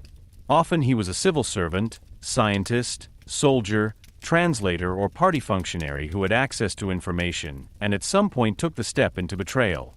This betrayal could be patriotic from the point of view of one side, criminal from the point of view of the other side. Espionage in the field of nuclear weapons was particularly important. During the American Manhattan Project, Soviet agents had already collected information that helped Moscow build its own nuclear program. The case of Klaus Fuchs, a German-British physicist who passed on secret information to the Soviet Union, showed how permeable even closely guarded projects could be. For the Soviet Union, such information was of enormous importance because it shortened the path to its own bomb. For the West, they were a shock and fed the fear of communist infiltration. Nuclear espionage made it clear that the technological race was not only decided in laboratories, but also by secret contacts, encrypted messages, and stolen documents. In addition to classic espionage, covert operations became a central tool of the Cold War. The CIA supported political forces, media, trade unions, parties, and military groups in various countries that were considered anti-communist. In some cases, it helped to destabilize governments or promote overthrows. The overthrow of Iranian Prime Minister Mohammad Mossadegh in 1953 and the coup against Jacobo Arbenz in Guatemala in 1954 became early examples of a policy in which American security interests, economic interests, and the fear of communist influence merged. Such operations were often portrayed as necessary to prevent the expansion of Soviet power. But they had long-term consequences. They damaged democratic developments, strengthened authoritarian forces, and created deep mistrust of the United States in many countries. The Soviet Union and its allies also used covert methods. Communist parties abroad received support, political movements were influenced, disinformation was spread, and opponents were observed. The KGB and the secret services of the Eastern European states worked closely together.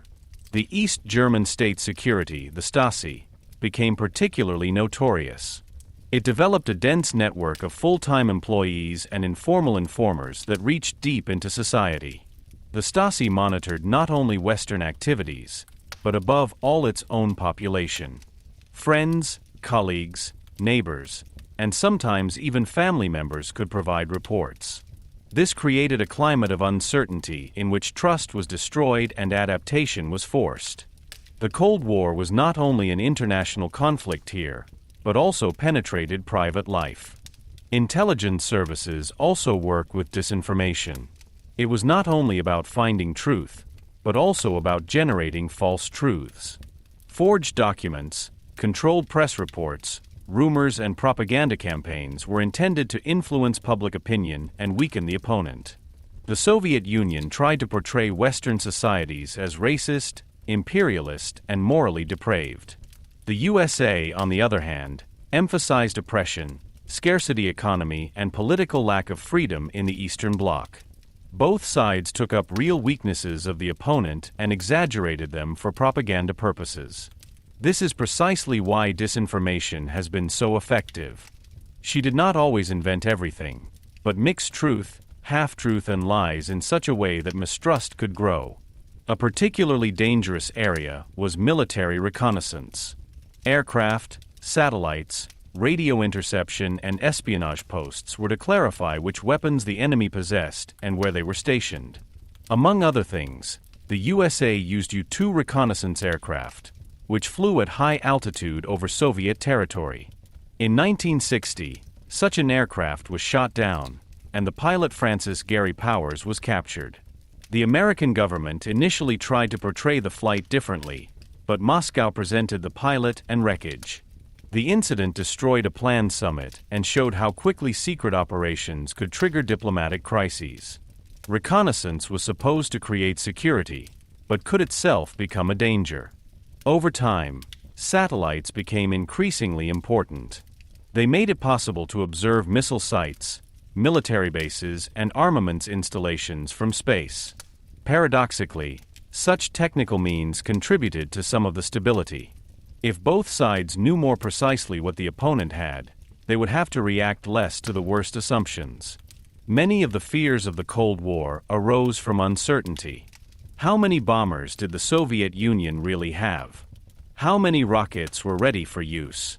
Was the West more vulnerable than its politicians admitted? Enlightenment could correct exaggerations, but it could also create new fears when images and data showed threatening developments. The world of intelligence services was morally full of gray areas. Governments that publicly invoked freedom, justice, and peace secretly resorted to methods that contradicted these values. They supported coups, financed propaganda, monitored citizens, manipulated information, and collaborated with dubious allies. The justification was almost always that the opponent was even more dangerous and that one could not afford naivety. This was precisely one of the great moral tensions of the Cold War. In the name of defending an order, principles that this order invoked were repeatedly violated. The end was supposed to justify the means, but the means left traces that had an impact far beyond the immediate conflict. For the people in the East, the Secret Service state often meant a life under surveillance. For people in the West, the Cold War also meant surveillance, albeit in a different form. Communist parties, peace groups, trade unionists, scientists, and artists could be targeted by security authorities. In the USA, the fear of espionage intensified the hunt for alleged communists. Careers were destroyed, loyalties questioned, and political suspicions became a social climate. Even democratic states were not immune to the temptation to restrict civil liberties in the name of security.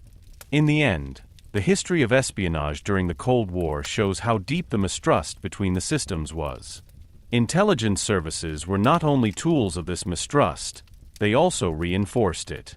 Every operation discovered seemed to prove the danger of the opponent.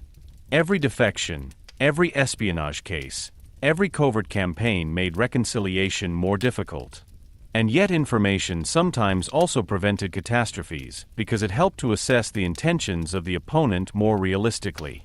The shadow war was therefore at the same time dangerous and stabilizing, destructive and enlightening, necessary from the point of view of the states and threatening from the point of view of the people. The Cold War was negotiated in conference halls and prepared in military bases, but it was also conducted in file folders, secret codes, tapped telephone lines, and secret meetings. He lived on the fear of being surprised and on the hope of knowing his opponent better than he revealed himself. Spies and secret services were therefore not marginal figures of this era. They belonged to her innermost being. Because in a divided world in which a single mistake could lead to catastrophe, information became a weapon, truth became a risk, and trust a luxury that hardly anyone wanted to afford.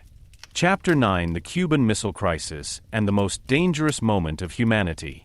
In the fall of 1962, the world was closer to nuclear war than ever before. The Cold War had already experienced many dangerous moments, but the Cuban Missile Crisis condensed all its fears, enemy images, and power games into a few days. This is where the strategic interests of the United States, the Soviet Union, and Cuba met directly. This showed how quickly political determination, military planning, personal pride, and mutual distrust could create a crisis in which millions of lives depended on a few decisions. The Cuban Missile Crisis was not simply a dispute over missiles on an island. It was a moment in which the entire logic of the Cold War became visible. Deterrence, threats, secrecy, propaganda, fear of weakness, and the desperate search for a way out without losing face. Cuba was only about 150 kilometers from the coast of Florida and had long had a special significance for the United States. For decades, American companies, politicians, and secret services had exerted great influence on the island. When Fidel Castro overthrew the Cuban dictator Fulgencio Batista in 1959, his revolution was not immediately understood as a communist project everywhere. Many Cubans hoped for national dignity, social reforms, and an end to corrupt rule. But Castro's government nationalized American property, opposed Washington's influence, and increasingly moved closer to the Soviet Union. This was a shock for the USA. A revolutionary government that openly opposed American interests and sought support from Moscow seemed like a dangerous outpost of communism in the middle of the Caribbean.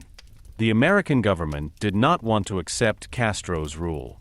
In 1961, she supported an invasion of Cuban exiles in the Bay of Pigs. The plan was to trigger an uprising against Castro and overthrow his government.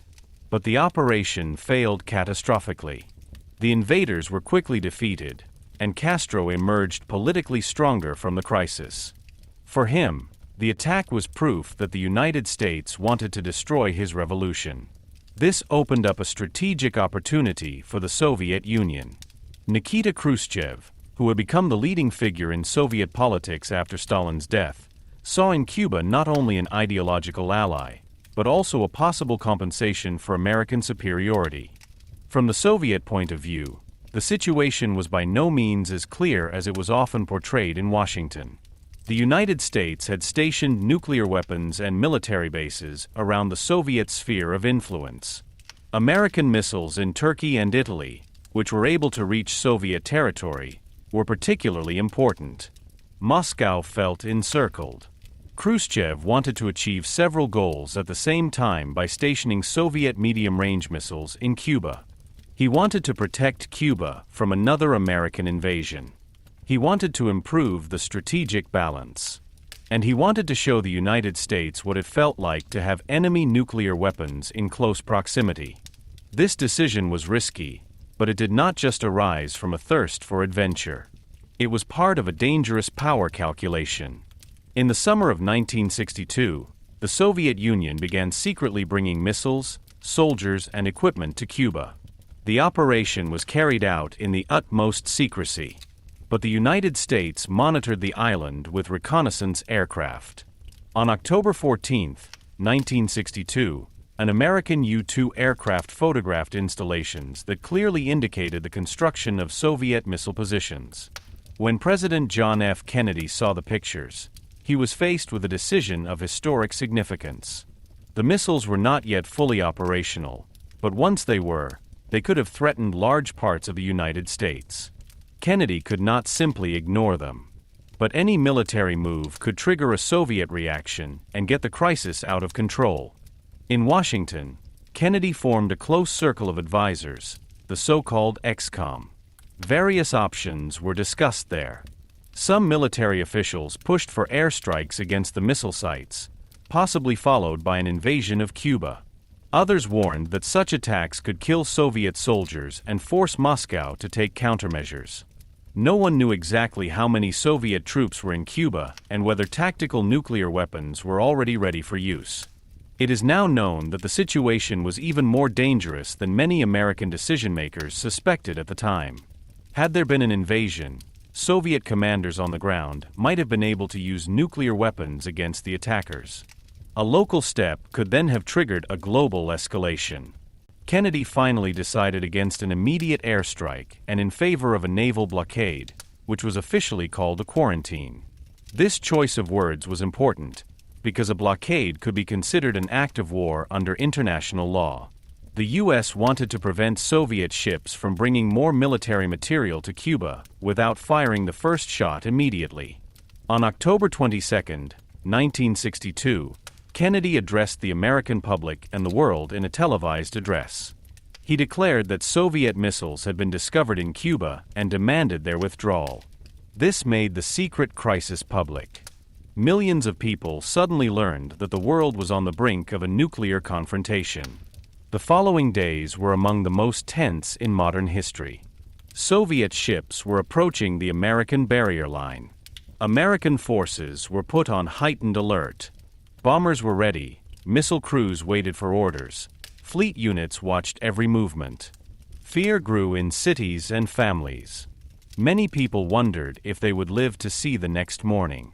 The Cold War, which had often seemed abstract, suddenly became immediate.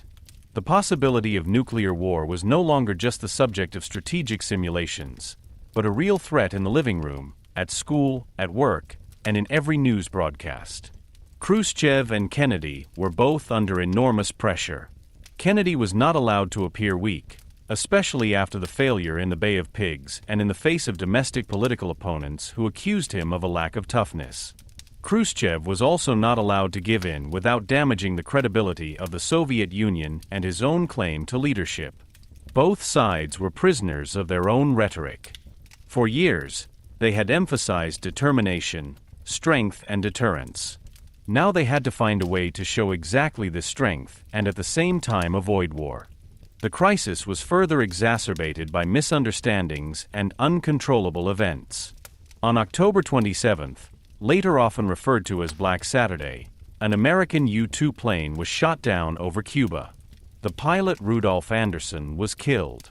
Many military officials in Washington saw this as a reason for retaliation. Kennedy resisted the pressure and refrained from an immediate attack. On the same day, a Soviet submarine came under American pressure. The crew did not know whether the war had already begun. On board was a nuclear torpedo. It was only through the restraint of individual officers that this weapon was prevented from being used. Such moments show how thin the line between political crisis and global catastrophe was. Not only presidents decided the fate of the world, but sometimes also exhausted men in cramped command rooms, cut off from clear information. The way out came through a mixture of public toughness and secret diplomacy. Khrushchev sent messages to Washington. In a first message, he indicated that the Soviet Union could withdraw the missiles if the U.S. promised not to attack Cuba. A second embassy also called for the withdrawal of American missiles from Turkey. Kennedy and his advisors opted for a two-pronged solution. They publicly accepted the first demand and promised not to invade Cuba. They secretly promised to withdraw the American missiles from Turkey later, without officially presenting this as part of the deal. In this way, both sides could claim to have achieved their most important goals. The Soviet Union withdrew the missiles from Cuba. The U.S. refrained from invading and later removed its obsolete missiles from Turkey. The Cuban Missile Crisis ended without nuclear war, but it left behind a world that recognized its own vulnerability more clearly. Kennedy and Khrushchev had experienced how quickly a confrontation could get out of control. Both now knew that military strength alone did not guarantee security. It is precisely the instruments of deterrence that could become a danger in a crisis.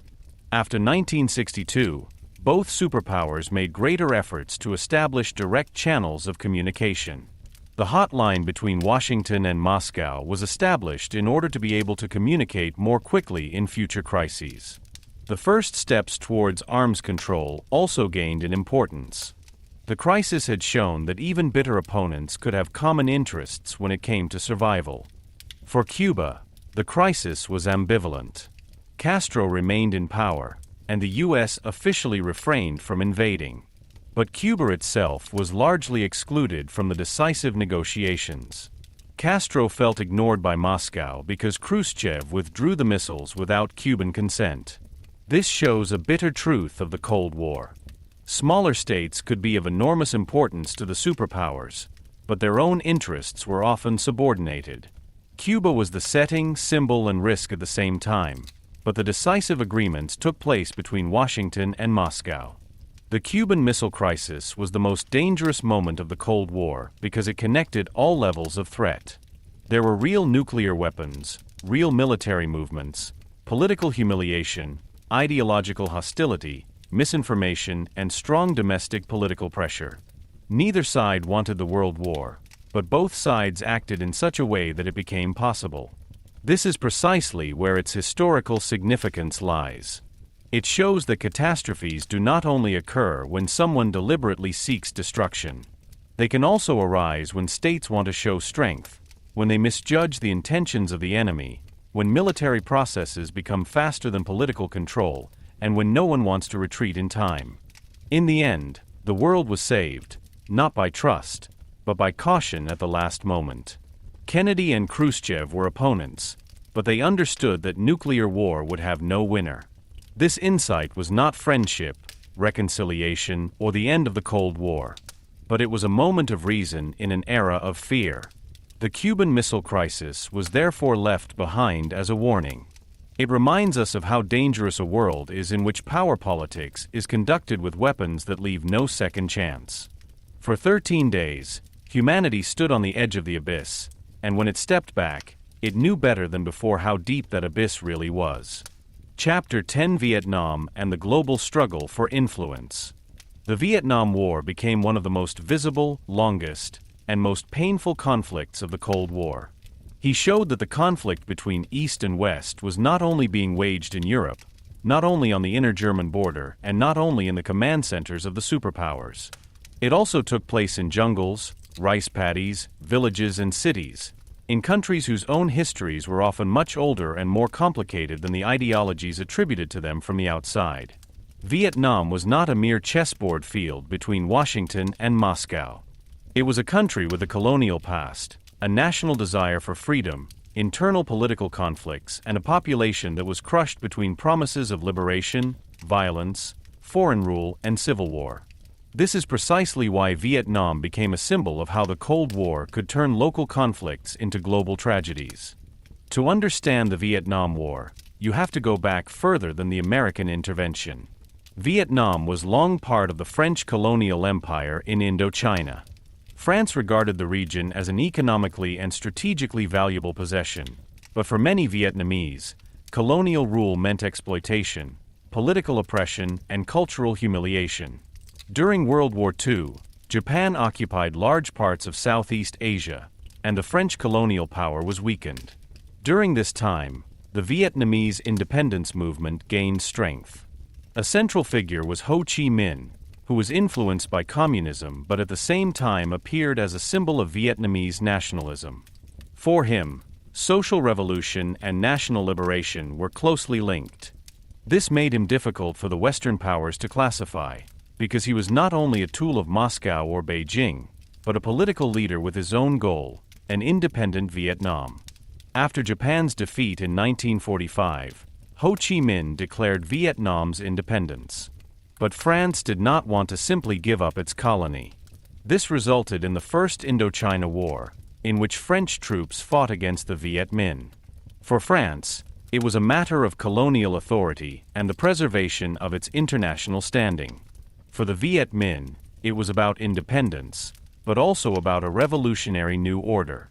The United States was initially faced with a dilemma. On the one hand, they themselves had an anti-colonial tradition and spoke of self-determination. On the other hand, after the victory of the Communists in China in 1949, they feared the spread of communism in Asia. As a result, the United States increasingly supported France, although in fact it was supporting a colonial power. Even here, a basic pattern of the Cold War became apparent. Out of fear of communism, Washington often allied itself with forces that were not necessarily democratic or liberal. The decisive turning point came in 1954 with the Battle of Dien Bien Phu. The French troops were surrounded by the Viet Minh and defeated after heavy fighting. This defeat shook France and marked the end of his rule in Indochina. At the Geneva Conference, Vietnam was provisionally divided along the 17th parallel. A communist state under Ho Chi Minh emerged in the north, and an anti-communist government supported by the United States in the south. Actually, all Vietnamese elections were planned, but they never took place. The U.S. and the South Vietnamese leadership feared that Ho Chi Minh could win them. Thus, a transitional solution became a permanent division, similar to Korea, but with its own conditions and growing internal violence. South Vietnam developed into an authoritarian state under Ngo Dinh Diem. Diem was staunchly anti-communist, but his government was corrupt, repressive, and socially weak. He favored certain groups, suppressed opponents, and alienated large parts of the rural population. For many people in the countryside, the government in Saigon was distant, unpopular, or even hostile. The communist resistance in the south, later known as the Viet Cong, was able to take advantage of this discontent. He combined social promises, national unity, and the fight against a government that was perceived as externally controlled. The conflict was therefore not simply an attack by North Vietnam on the south, but also a civil war within South Vietnam. For the United States, Vietnam increasingly became a test case of containment policy. In Washington, there was a conviction that a communist victory in Vietnam could endanger other countries in Southeast Asia. Laos, Cambodia, Thailand, Malaysia, and even Indonesia were mentioned in strategic simulation games. The so-called domino theory shaped the thinking of many American politicians. If one stone falls, others can follow. This notion often reduced complex national movements to a single pattern: communist expansion. As a result, the scope for compromise became smaller. American presidents feared that anyone who gave in Vietnam would be considered weak worldwide. Under President John F. Kennedy, the number of American military advisors in South Vietnam grew significantly. The U.S. supplied weapons, training, money, and strategic advice. But the situation hardly improved. The South Vietnamese government remained unstable, the guerrillas gained influence, and the war was increasingly carried into the villages. In 1963, Ngo Dinh Diem was overthrown and murdered after a crisis and with tacit American approval. But his fall did not solve the basic problem. South Vietnam became even more politically unstable. One government followed the next, while the war continued to escalate.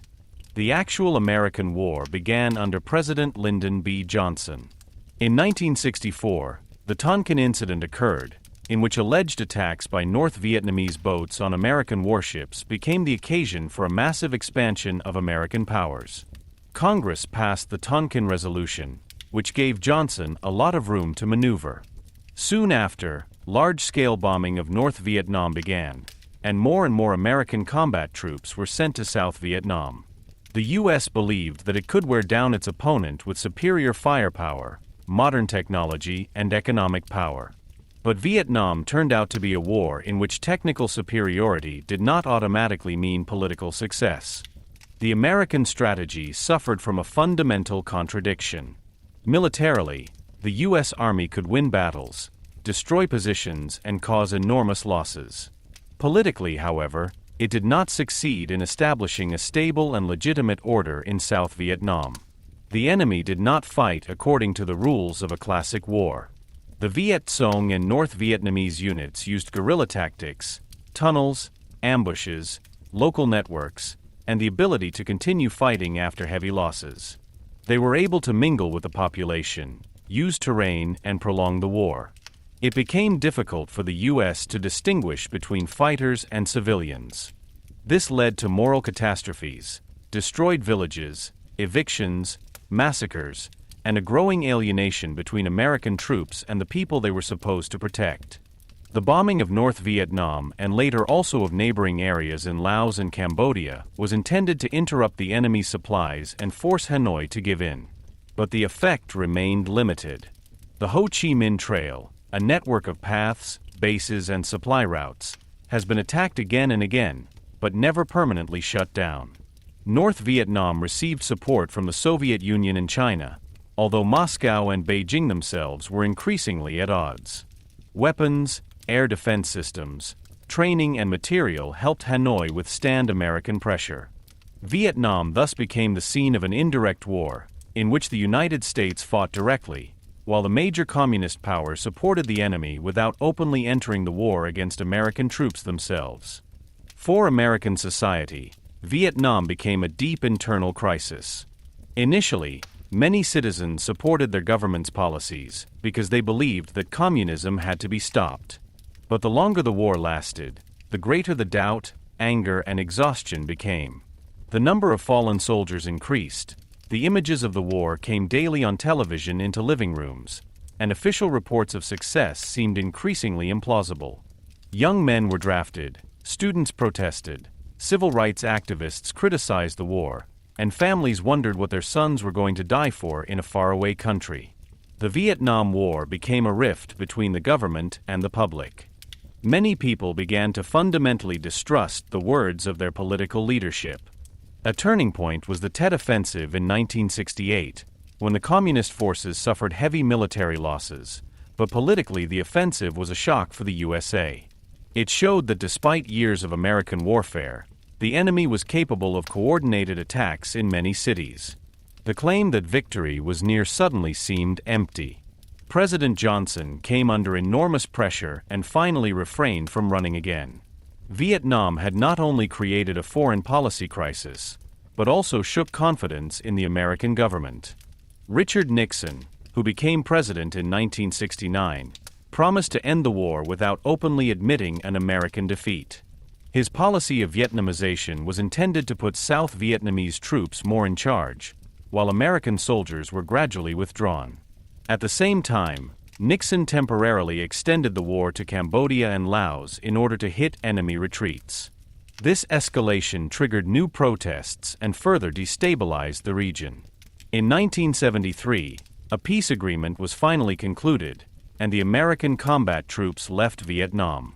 But the war was not really solved. In 1975, North Vietnamese troops captured Saigon. South Vietnam collapsed, and Vietnam was united under communist leadership. The consequences were enormous. For Vietnam, the war meant millions of deaths, destroyed landscapes, contaminated soil, traumatized families, and a society that remained marked by violence for decades. For the United States, Vietnam was a defeat that shook the country's self-image. The world's most powerful military power had failed to impose its political will in a smaller, faraway country. This led to the so-called Vietnam Syndrome, a long reluctance to engage in large-scale military interventions. For the Cold War as a whole, Vietnam showed that the containment policy reached its limits. Not every conflict could be explained by the logic of East against West. Not every national movement was merely a tool of Moscow or Beijing. And military superiority could not replace political legitimacy. Vietnam became a symbol of an age in which superpowers believed they had to fight for their credibility in distant lands. For Washington, it was about influence, loyalty to the alliance, and the fear of communist expansion. For Hanoi, it was about national unity, revolutionary power, and independence. For Moscow and Beijing, the war offered the opportunity to weaken the U.S. without directly risking the big war. For the local people, however, it meant death, expulsion, mistrust, and a life between armies, ideologies, and bombs. The Vietnam War showed, perhaps more clearly than any other conflict, that the Cold War was dangerous not only because of nuclear weapons. It was also dangerous because it narrowed political imagination. Those who divided the world only into camps overlooked local causes, historical wounds, and the wishes of the people. Vietnam was therefore more than an American defeat or a communist victory. It was a warning against the arrogance of power, against the confusion of military strength with political truth, and against a global struggle for influence in which those who least decided on its rules often paid the highest price. Chapter 11: Propaganda, Culture, and the Space Race. The Cold War was not only fought with tanks, missiles, spies, and diplomatic threats. It was also a struggle for images, words, symbols, dreams, and ideas of what a good life should look like. The United States and the Soviet Union did not only want to be militarily strong, they wanted to prove that their model of society was superior to the other. The West promised freedom, prosperity, consumption, democracy, and individual development. The East promised social justice, equality, peace, scientific progress, and the overcoming of capitalist exploitation. Both sides knew that power does not come from weapons alone. Power also comes from attraction. Those who were able to convince people that their own order was more modern, fairer, and more sustainable gained influence far beyond their own borders. Propaganda was not a marginal phenomenon, but a central tool of politics.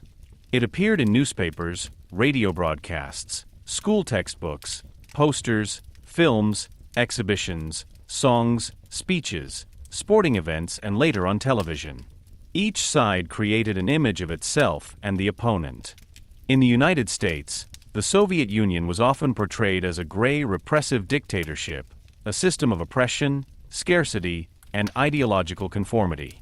In Soviet propaganda, on the other hand, America appeared as an aggressive imperialist country, dominated by corporations, racism, social injustice, and warmongering. Both images contained elements of truth, but were exaggerated, simplified, and used politically. Propaganda rarely thrives on completely free invention.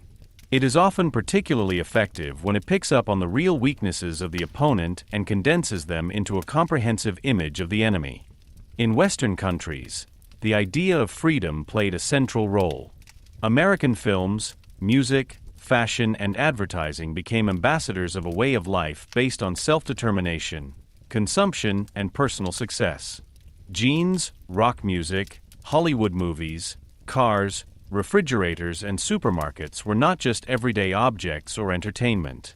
They became symbols of a system that promised prosperity and individual opportunities.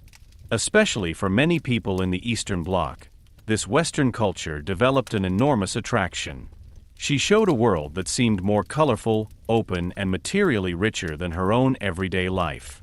Therefore, communist governments tried to control, censor, or ideologically reinterpret Western influences. But music, films, and fashion could never be completely stopped. They wandered over radio waves, contraband, Western television, visits to relatives, and personal longings. The Soviet Union, on the other hand, presented itself as a representative of progress and social justice. She referred to literacy, industrialization, women's work, scientific training, and the victory over National Socialism. For many people in former colonies, this message had quite an appeal. While Western states were often associated with colonial rule, economic dependence, and racist policies, Moscow presented itself as a supporter of anti-colonial movements. Soviet propaganda emphasized that capitalism produces exploitation and that only socialism can create real equality. This message fell on fertile ground in many parts of Africa, Asia, and Latin America, where social inequality, foreign dominance, and the struggle for national self-determination were real experiences. Culture thus became a diplomatic instrument. Writers, musicians, dancers, athletes, scientists, and artists traveled the world as representatives of their systems. The USA sent jazz musicians on international tours to show the creativity and openness of American culture. This was particularly remarkable because many of these musicians were African American and still experienced racism and discrimination in their own country. The Soviet Union exploited precisely this contradiction for propaganda purposes and referred to racial segregation, police violence, and social inequality in the USA. Washington therefore had to recognize that domestic problems had foreign policy consequences. The civil rights movement in the United States was not only a moral and social struggle at home, but also part of the global competition for credibility. Sport also became a stage of the Cold War. Olympic Games, World Championships, and international competitions were more than sporting events. Every victory could be interpreted as proof of the superiority of their own system. When Soviet athletes won medals, it was supposed to show the strength of socialist education, discipline, and physical culture. When American athletes won, it was understood as a triumph of individual achievement and free society. The sport promised fairness and peaceful competition, but behind the scenes there was government funding, political pressure, and sometimes doping. The athletes carried not only the burden of personal expectations, but also the symbolic burden of their nations and ideologies. Science was also drawn into this competition. Research meant prestige, military strength, and future power. This became particularly clear in the space race. Space was the perfect setting for the symbolic logic of the Cold War. Those who reached heaven seemed to be not only technically superior, but also historically on the side of progress. Rockets, satellites, and space capsules were scientific feats, but they were also closely linked to military technology. A rocket that could launch a satellite into space could in principle also carry a nuclear warhead across continents. That's why the space race has always been a sign of strategic power. The first big shock came in 1957, when the Soviet Union launched Sputnik 1, the first artificial satellite on Earth. A small object that sent radio signals from orbit caused enormous unrest in the West. For Moscow, Sputnik was a triumph. The Soviet Union was able to show that it was by no means backward scientifically and technically. It was a shock for the United States, because many Americans had believed that their country was superior in all crucial future technologies. Suddenly, a Soviet object circled above their heads. The so-called Sputnik shock hit schools, universities, military planners, and politicians. It led to massive investments in education, research, and space travel. The U.S. founded NASA and made space a national priority. The Soviet successes continued. In 1961, Yuri Gagarin became the first person to fly into space. Its flight lasted only a short time, but its symbolic impact was enormous. Gagarin was celebrated worldwide, especially in the Eastern Bloc, where he was portrayed as a hero of socialism. His smile, his humble background, and his courage fit perfectly into the Soviet narrative. Socialism, the message went, opens the way to the stars for ordinary people. For the United States, Gagarin's flight was another humiliation. President John F. Kennedy responded with an ambitious goal. Before the end of the decade, Americans should land on the moon and return safely to Earth. Thus, the space race finally became a major political project. The Apollo 11 moon landing in July 1969 was a tremendous triumph for the United States. When Neil Armstrong set foot on the lunar surface, millions of people around the world watched. The moment was celebrated as a victory of human curiosity, but at the same time it was a victory of American organization, technology, and determination. The United States had proven that it could not only catch up after the initial Soviet successes, but also achieve a goal that exceeded the imagination of the world. The moon landing was therefore more than a scientific success. It was a message. The American system was capable of achieving the seemingly impossible. At a time when the U.S. was burdened by Vietnam, domestic conflicts, and social tensions, Apollo offered a picture of national greatness and technological hope. But the space race also had another side. It devoured enormous resources, while poverty, war, and inequality persisted on Earth. Critics asked why billions were invested in missiles, while people in towns and villages suffered. This question arose in the USA as well as in the Soviet Union. Both systems used progress as propaganda, but both struggled to fully deliver on their big promises in everyday life. In the Soviet Union, space successes stood alongside a shortage economy, political control, and restricted freedom. In the USA, the moon landing and technological brilliance stood next to racism, social conflicts, and a destructive war in Vietnam. The Cold War was therefore also a struggle for staging. Each side showed the world its most brilliant achievements and concealed its darkest contradictions. The media played an increasingly important role in this. Radio Free Europe and other Western stations broadcast news and commentary to the Eastern Bloc in order to reach people beyond the Iron Curtain. The Soviet Union and its allies interfered with such programs or warned against enemy propaganda. Conversely, Soviet media disseminated their view of international events, supported anti-Western movements, and presented socialism as a force for peace. Television intensified the effect of political images. Images of rocket launches, party conferences, demonstrations, wars, or state visits could have an impact worldwide. As a result, the Cold War became a conflict that was not only fought, but constantly told. These stories shaped generations. Children grew up with textbooks that described the enemy as a danger. Young people listened to music that was interpreted as freedom or moral decay. Adults read newspapers that explained international crises in the light of their own camp. Even seemingly private decisions could take on political significance.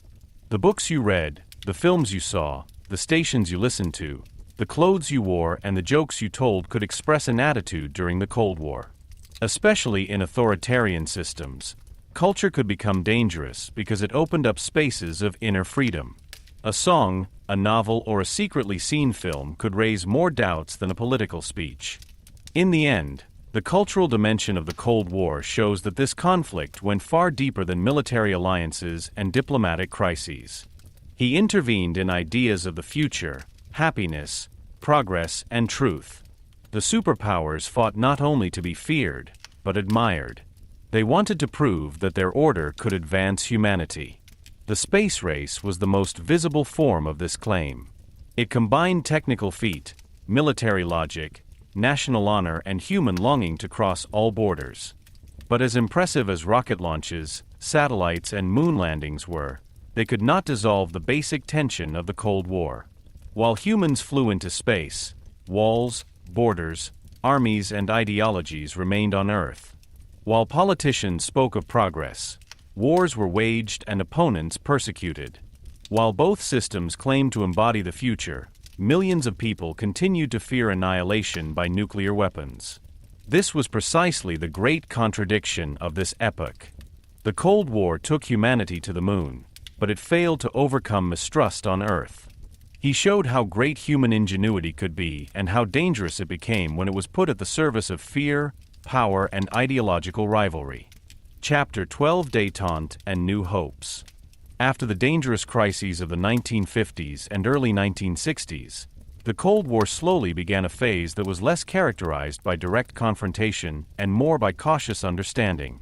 The world had experienced the Berlin blockade, the Korean War, the construction of the Berlin Wall, nuclear armament, and finally the Cuban Missile Crisis, in which humanity had stood on the brink of a nuclear abyss for a few days. It was precisely this experience that made many politicians aware that mere toughness could not create lasting security. The United States and the Soviet Union remained adversaries. Their ideologies remained incompatible. Their alliances continued to face each other in arms. But both sides had to realize that a direct war could not be won. A nuclear war would not have produced a classic winner, but destruction on a scale that would have rendered any political objective meaningless. From this insight, a policy of détente emerged step by step. Relaxation did not mean friendship, nor did it mean the end of the Cold War. Rather, it was an attempt to make the conflict more predictable. The superpowers wanted to continue to secure influence, protect their allies, and defend their political systems. But they were looking for rules, for communication channels, and for agreements that would prevent a crisis from getting out of control. The Cuban Missile Crisis of 1962 had shown how dangerous misunderstandings, slow communication and military automatisms could be. That is why, after the crisis, a direct channel of communication between Washington and Moscow was established, which was often referred to as a hotline. It was intended to enable the leaders of both states to talk to each other more quickly in an emergency. This detail alone shows what détente was all about, not trust in the human sense, but the reduction of deadly uncertainty. An early sign of this new caution was the 1963 Treaty on the Prohibition of Nuclear Weapons Tests in the Atmosphere, Outer Space, and Underwater, which had previously demonstrated not only military strength, but also caused radioactive fallout and sparked fears worldwide. The treaty did not ban all tests, as underground tests remained possible, but it was still an important step. For the first time since the beginning of the nuclear arms race, the superpowers agreed on a limitation that was not merely symbolic. It showed that both sides were willing to acknowledge common risks under certain conditions. The nuclear weapons did not disappear as a result. The arsenals continued to grow. But the idea that armaments could be limited by treaties gained in importance. In Europe, détente had a particularly deep meaning, because here the division of the continent was visible every day. Germany remained divided. Berlin remained a focal point, and millions of people lived with the reality of walls, border fortifications, and political division. For the Federal Republic of Germany, the question of how to deal with the GDR and the states of Eastern Europe was difficult. For a long time, Bonn had not recognized the GDR as an independent state and claimed to speak for the whole of Germany.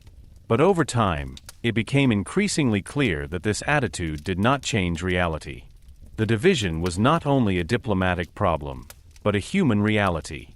Families were separated, travel was difficult or impossible, political contacts were limited. A policy that only relied on non-recognition could do little to change this. In this context, the Ostpolitik of the social liberal government under Chancellor Willy Brandt became an important turning point. Brandt and his close advisor Egon Bahr relied on the idea of change through rapprochement. Behind this was the conviction that conditions in the East could not be changed by threats or isolation, but by contacts, treaties, and gradual facilitation. This policy was controversial in the Federal Republic. Critics accused Brandt of accepting the division of Germany and stabilizing communist rule. Proponents saw it as a realistic way to achieve human improvements and reduce the risk of war. Brandt's famous genuflection in Warsaw in December 1970 became a powerful symbol. He showed humility towards the victims of German crimes and signaled that the Federal Republic was prepared to accept its past and seek a new basis with its eastern neighbors. The treaties with Moscow and Warsaw, and later also the basic treaty between the Federal Republic of Germany and the GDR, changed the political landscape. They did not mean that the German question had been solved. Nor did they mean that the Federal Republic gave up hope for unity. But they accepted that peace and human relief were only possible if the existing borders and power relations were first taken seriously. For many people, this policy brought concrete improvements, more opportunities to visit, more contacts, more communication across the border. Especially at a time when political systems seemed rigid, such small openings could have great emotional significance. Détente was not just a matter for statesmen. She reached families who could see each other again, letters that arrived, and conversations that had hardly been possible before. At the global level, too, the superpowers were looking for ways to limit the arms race. The SALT talks, i.e. the negotiations on the limitation of strategic weapons, led to important agreements in the early 1970s. This was not about disarmament in the broad sense, but about limiting certain systems and stabilizing the nuclear balance. Particularly important was the ABM Treaty of 1972, which limited missile defense systems.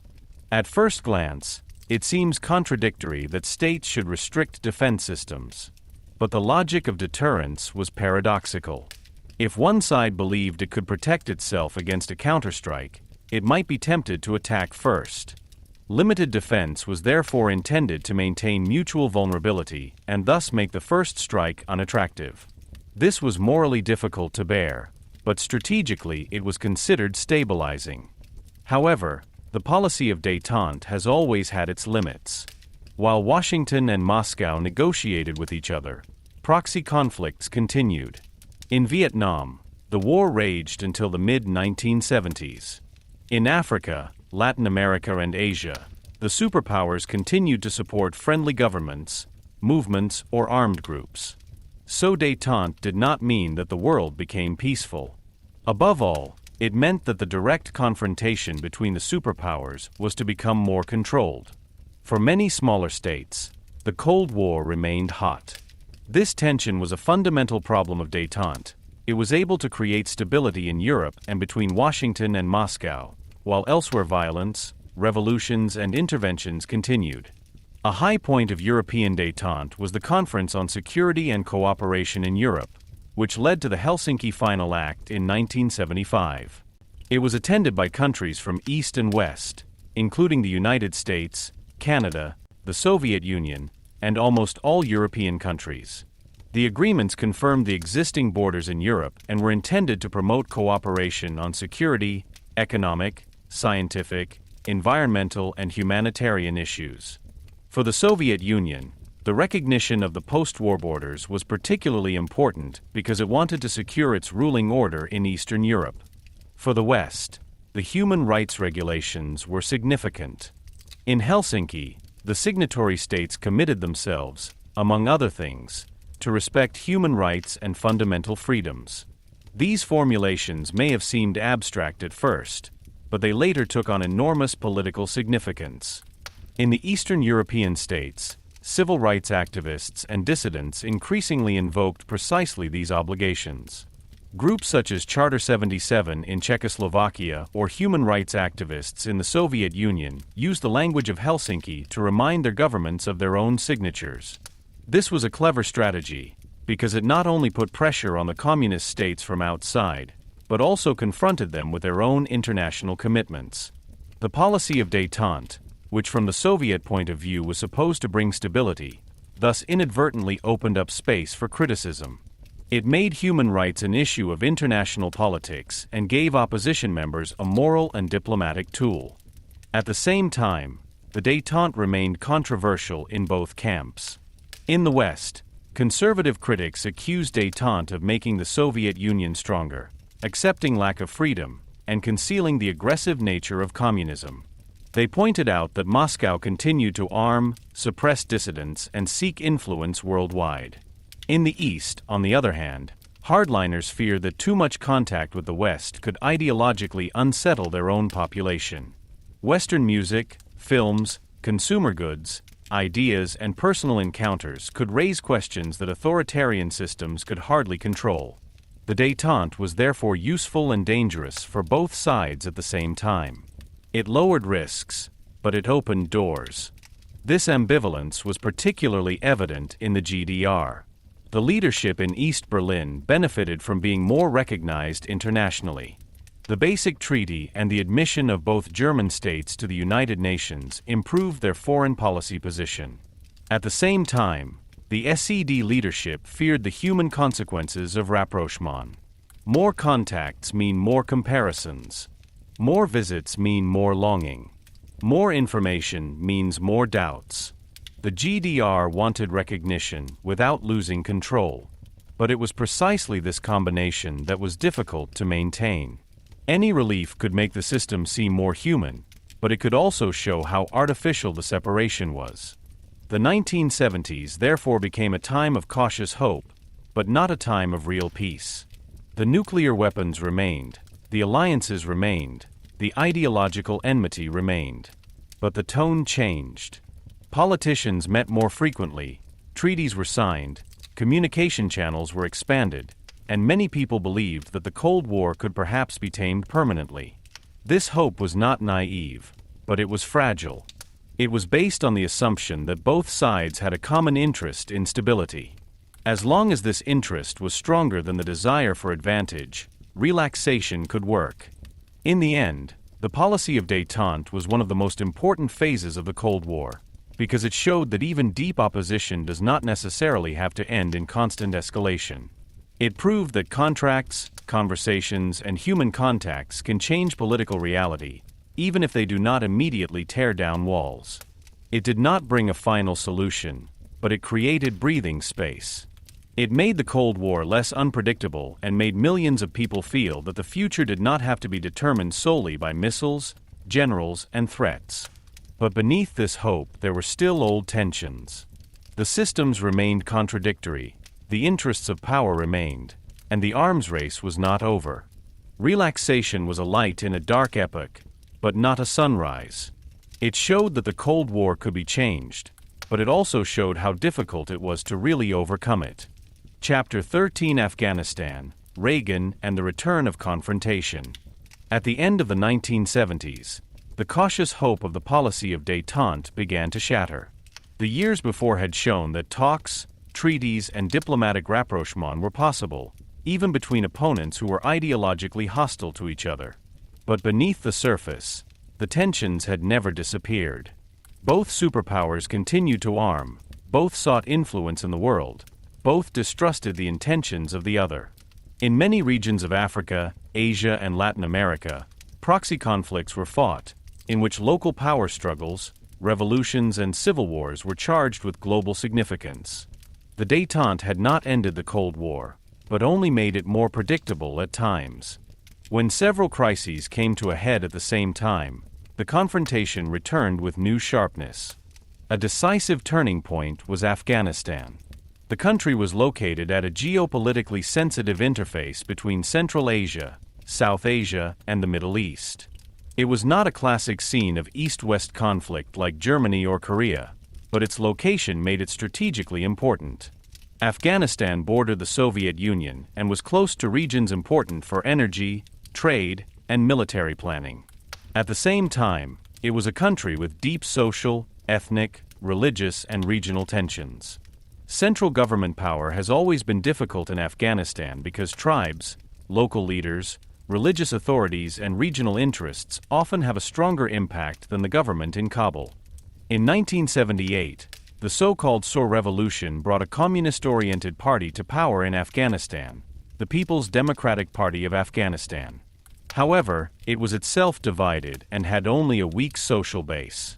Their leadership tried to change the country with radical reforms. These included land reforms, literacy campaigns, interventions in traditional power structures, and measures to change the role of women. Some of these goals could be modernizing, but the way they were implemented was harsh, rushed, and often brutal.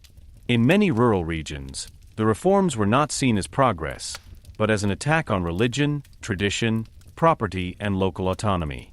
Resistance spread, and the government responded with repression.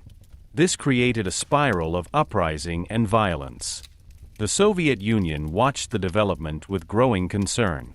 Moscow did not want to lose Afghanistan, but at first it was not at all enthusiastic about the idea of sending its own troops into a difficult war.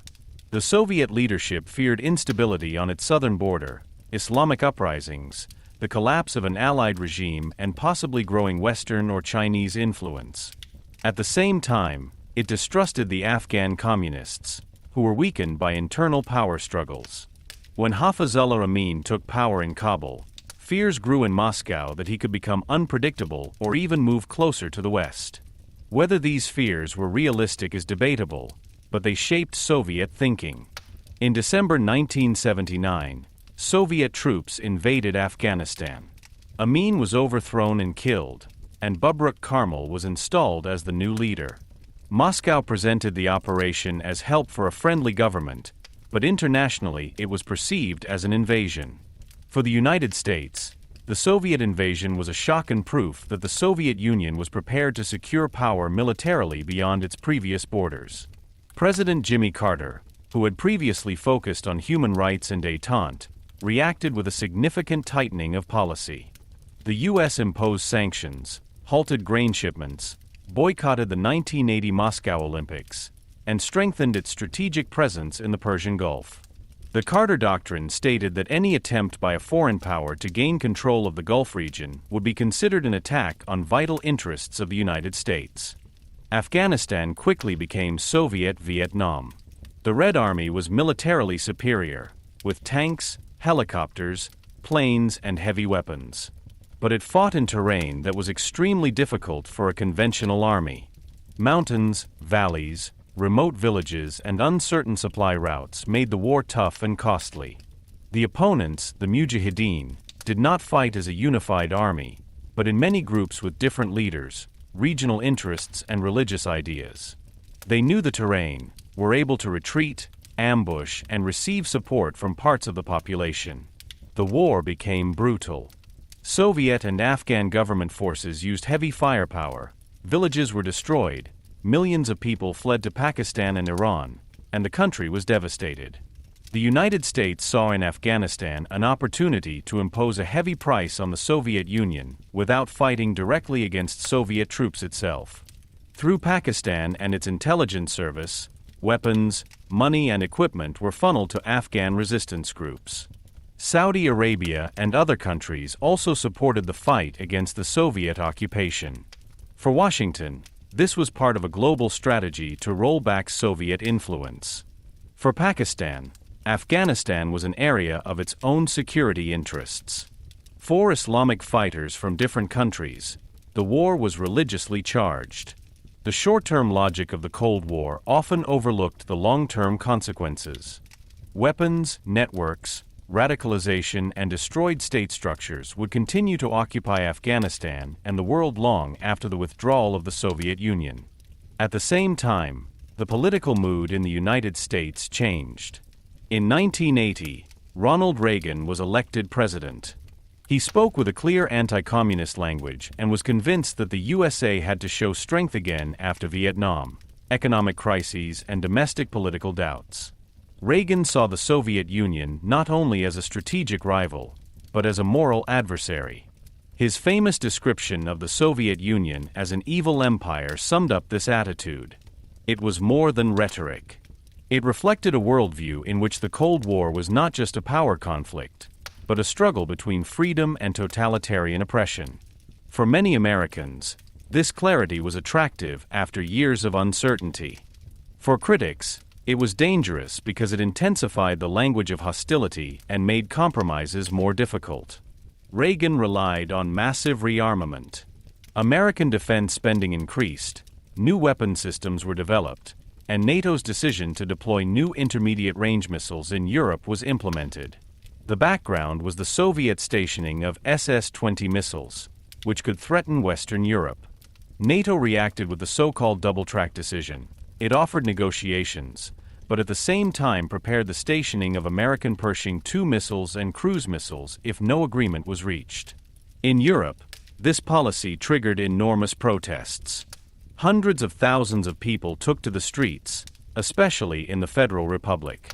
They feared that Europe could become a nuclear battlefield in an emergency. The peace movement became one of the most important social forces of those years. The missile crisis of the early 1980s showed how deep the fear of nuclear war still was. Many people had hoped that the policy of détente had overcome the most dangerous times. But now the old horrors seemed close again. Films, books, and public debates dealt with the possibility of a nuclear end of the world. The language of politics became tougher, military exercises were observed more closely, and every signal from the enemy could be interpreted as preparation for escalation. Particularly dangerous was the NATO exercise Able Archer in 1983, which may have been misunderstood by parts of the Soviet leadership as a cover for a real attack. The incident showed that even after the Cuban Missile Crisis, the world was still threatened by misperceptions. Even exercises could be dangerous if the mistrust was great enough. Reagan's policy, however, was not only military. It combined rearmament with economic, technological, and ideological pressure. The USA wanted to force the Soviet Union into a competition that it would find difficult to sustain in the long term. The Soviet economy was large, rich in raw materials, and militarily strong, but it suffered from inefficiency, technological backwardness, low productivity, and a rigid planning system. The burden of the arms race exacerbated these problems. Particularly controversial was Reagan's Strategic Defense Initiative, a planned missile defense program that was supposed to work in space and with new technologies. Critics considered it technically unrealistic and destabilizing. For the Soviet Union, however, It was alarming because it seemed to call into question the strategic balance and forced Moscow to think about costly countermeasures. At the same time, the Reagan administration supported anti-communist forces in various parts of the world. In Central America, Africa and Asia, governments or movements were promoted that fought against Marxist or pro-Soviet forces. This policy was later often referred to as the Reagan Doctrine. It showed the transition from pure containment to a more active suppression of Soviet influence. But here, too, the moral contradictions were great. In the name of freedom, the U.S. sometimes supports authoritarian regimes or armed groups that themselves commit serious human rights violations. The Cold War regenerated the old question of whether a system can defend its own values by violating them in practice. For the Soviet Union, the early 1980s were a time of growing exhaustion. The leadership was aging, reforms failed to materialize, Afghanistan became a bloody permanent problem, and the economic distance to the West became more visible. Leonid Brezhnev was followed by Yuri Andropov and Konstantin Chernenko, short-lived leaders who were unable to fundamentally renew the system. The Soviet Union continued to be a superpower with nuclear weapons, satellite states, and global influence. Internally, however, the weaknesses piled up. The claim to catch up with the USA militarily, technologically, and ideologically became increasingly difficult to fulfill. Nevertheless, it would be too easy to see the return of confrontation only as the last feat of strength of a dying Soviet Union. For many people in the East, the system remained stable enough to organize everyday life, work, education, and social security. For many in the West, the Soviet Union continued to be a real threat. The fear was not invented. The arsenals existed, the armies were ready, and the political systems deeply distrusted each other. This is precisely why the early 1980s did not feel like the prelude to the end of the Cold War for many contemporaries, but like the beginning of a new dangerous phase. Afghanistan and Reagan were symbolic of this return of toughness. Afghanistan showed that the Soviet Union was prepared to intervene militarily to maintain an allied state, and that such an intervention could turn into a long, grueling war. Reagan showed that the United States was once again ready to lead the conflict defensively, linguistically, militarily, and economically. Together, these developments exacerbated the climate of world politics. The Détente gave way to a time in which mistrust, rearmament, and ideological antagonisms were once again in the foreground. But paradoxically, it was precisely this escalation that also prepared the next change. The pressure on the Soviet Union grew, its economic and political problems became more apparent, and the need for reforms became increasingly difficult to ignore. The U.S. had demonstrated strength, but also recognized the danger that unlimited confrontation could lead to disaster. In the Soviet Union, a man was soon to come to power who understood that the old system could not continue as it was. His name was Mikhail Gorbachev. With him, a new phase began that no one could fully control. The return of confrontation was therefore not only a dark chapter of the Cold War. It was also the moment when the pressure became so great that change seemed inevitable. Chapter 14: Gorbachev, Reforms and the Collapse of Soviet Power. When Mikhail Gorbachev became General Secretary of the Communist Party of the Soviet Union in March 1985, few suspected that he would mark the beginning of not only a new leader, but the last great chapter of Soviet world power. The Soviet Union still seemed powerful to the outside world.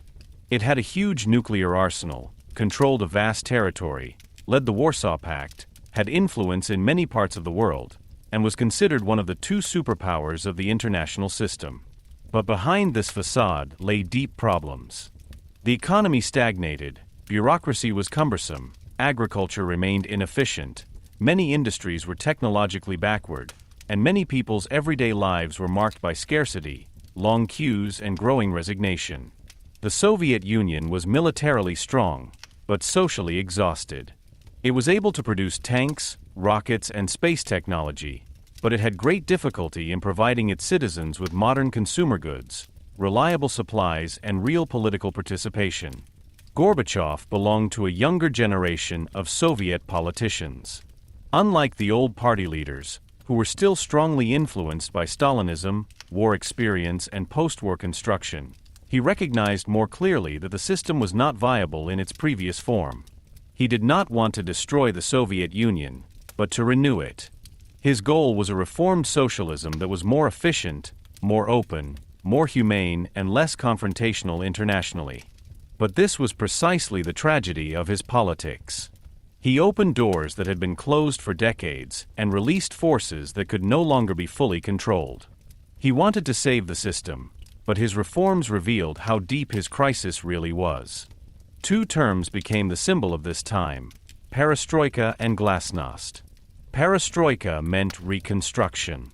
What was meant was a reform of the economy and the political system without immediately abolishing the leading role of the Communist Party. Companies should be given more personal responsibility, economic decisions should become more flexible, innovation should be promoted, and the paralyzing central planning should be relaxed. But the Soviet economy was not an easy mechanism to turn a few screws. For decades, prices, production, distribution, and work structures had been politically controlled. People had learned to improvise within this system, to use relationships, and to circumvent shortcomings. As reforms began, new contradictions emerged. Old plan structures were weakened, but real market mechanisms did not yet work. The result was often not more efficiency, but confusion, supply problems, and uncertainty. Glasnost meant openness. This term changed Soviet society perhaps even more than the economic reforms. For decades, the state had controlled what could be said, written, and remembered in public.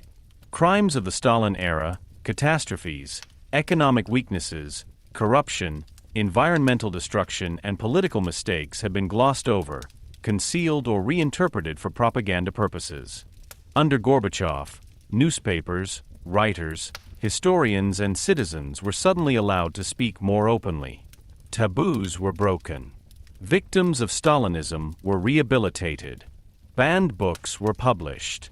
TV shows discussed problems that would have been unthinkable in the past. For many people, this was liberating. But openness also meant that the state lost its sovereignty of interpretation.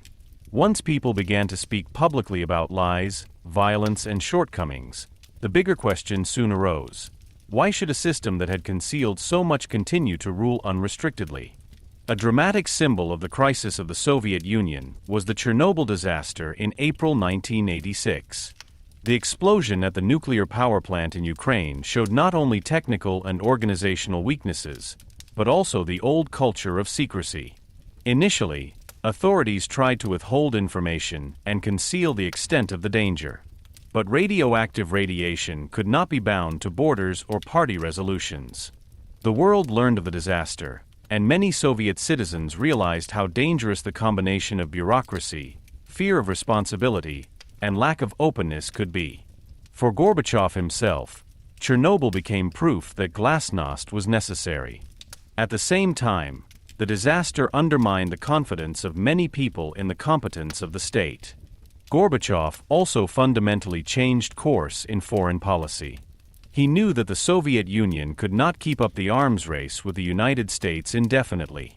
The enormous military expenditures weighed on the economy, while Afghanistan had become more and more a senseless and costly war. Gorbachev therefore sought understanding with the West. An unexpected dialogue developed with Ronald Reagan, who had spoken harshly anti-communist language just a few years earlier. The summit meetings between the two leaders marked a turning point. The INF Treaty of 1987 in particular was historically significant because it abolished an entire category of intermediate-range nuclear weapons. For the first time, not only caps were set, but weapons were actually eliminated.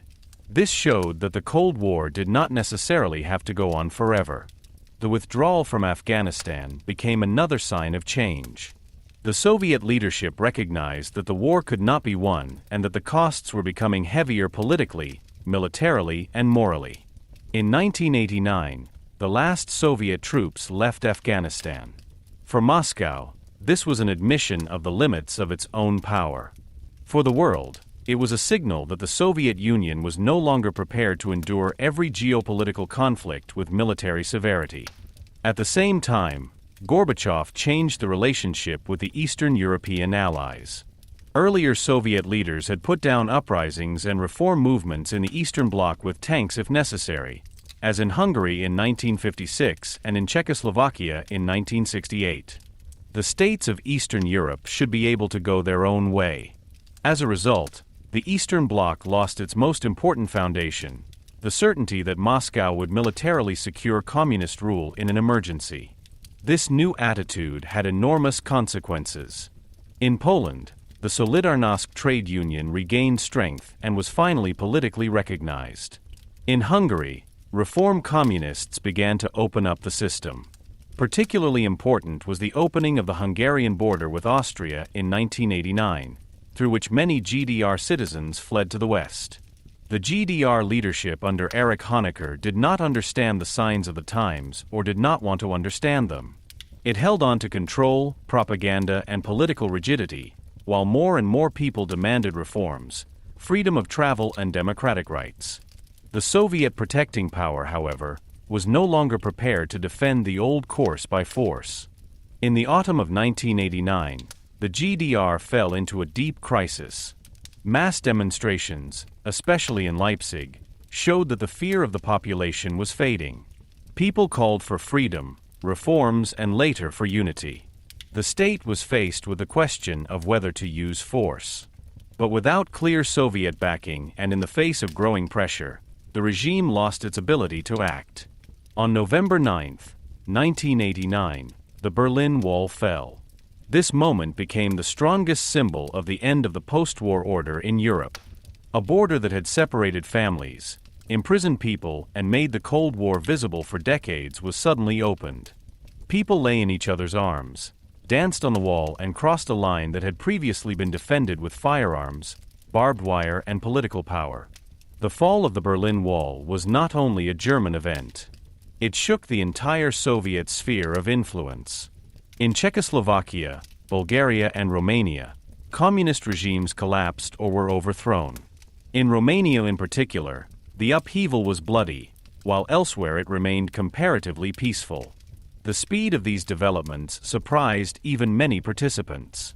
What had seemed immovable for decades fell apart within a few months. The reason was not a single factor, but the interplay of economic weakness, social discontent, national movements, Western appeal, Gorbachev's reform policy, and the end of the Soviet willingness to intervene. But while Eastern Europe broke away from Soviet domination, the Soviet Union itself also came under increasing pressure. Glasnost had not only made criticism of the party possible, but also allowed national issues to reopen. The Soviet Union was a multi-ethnic state with numerous republics, languages, memories, and historical wounds. In the Baltic states of Lithuania, Latvia, and Estonia, the desire for independence grew particularly strongly. National interests also became more prominent in the Caucasus, Ukraine, and other regions. Many people began to ask why Moscow should determine their political, economic, and cultural life. Central power lost authority. Gorbachev tried to reform the Union and keep it together, but he was caught between all fronts. Conservative forces in the party, military, and security apparatus accused him of weakening the system and surrendering Soviet power. Radical reformers considered his steps too slow and too half-hearted. National movements wanted more independence than Moscow wanted to give. The population suffered from economic problems, supply bottlenecks, and uncertainty. The more Gorbachev opened, the clearer it became that the old order was based on coercion, silence, and central control. Without these funds, it was hardly stable. In 1991, the crisis came to a head. An attempted coup by conservative forces against Gorbachev in August was intended to stop the disintegration and save the old order. But the coup failed. Boris Yeltsin, president of the Russian Republic, publicly opposed the coup plotters and thus became the central figure in the new power struggle. Gorbachev formally returned, but his authority was severely damaged. The Communist Party continued to lose power, and more republics declared their independence. In December 1991, the Soviet Union was officially dissolved. Gorbachev resigned. A superpower that had shaped the Cold War for 4 decades disappeared from the world map. The collapse of Soviet power was one of the most profound events of the 20th century. It meant the end of a political system that had seen itself as a historical alternative to capitalism.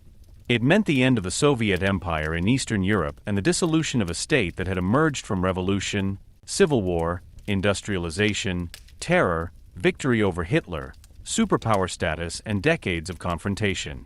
But this disintegration was not a simple triumphal procession of freedom. For many people, it brought hope, political openness, and national self-determination. For others, it brought economic collapse, social insecurity, loss of identity, and new conflicts. The end of the Soviet Union was liberation and collapse at the same time. Gorbachev, therefore, remains a contradictory figure. In the West, he was often celebrated as a bringer of peace, as a man who ended the Cold War, made disarmament possible, and did not hold Eastern Europe by force. In Russia and parts of the former Soviet Union, many later viewed him more critically, as a politician who lost a great power triggered chaos and undermined the strength of the state. Both views alone fall short. Gorbachev was neither an all-powerful designer nor a mere driven man.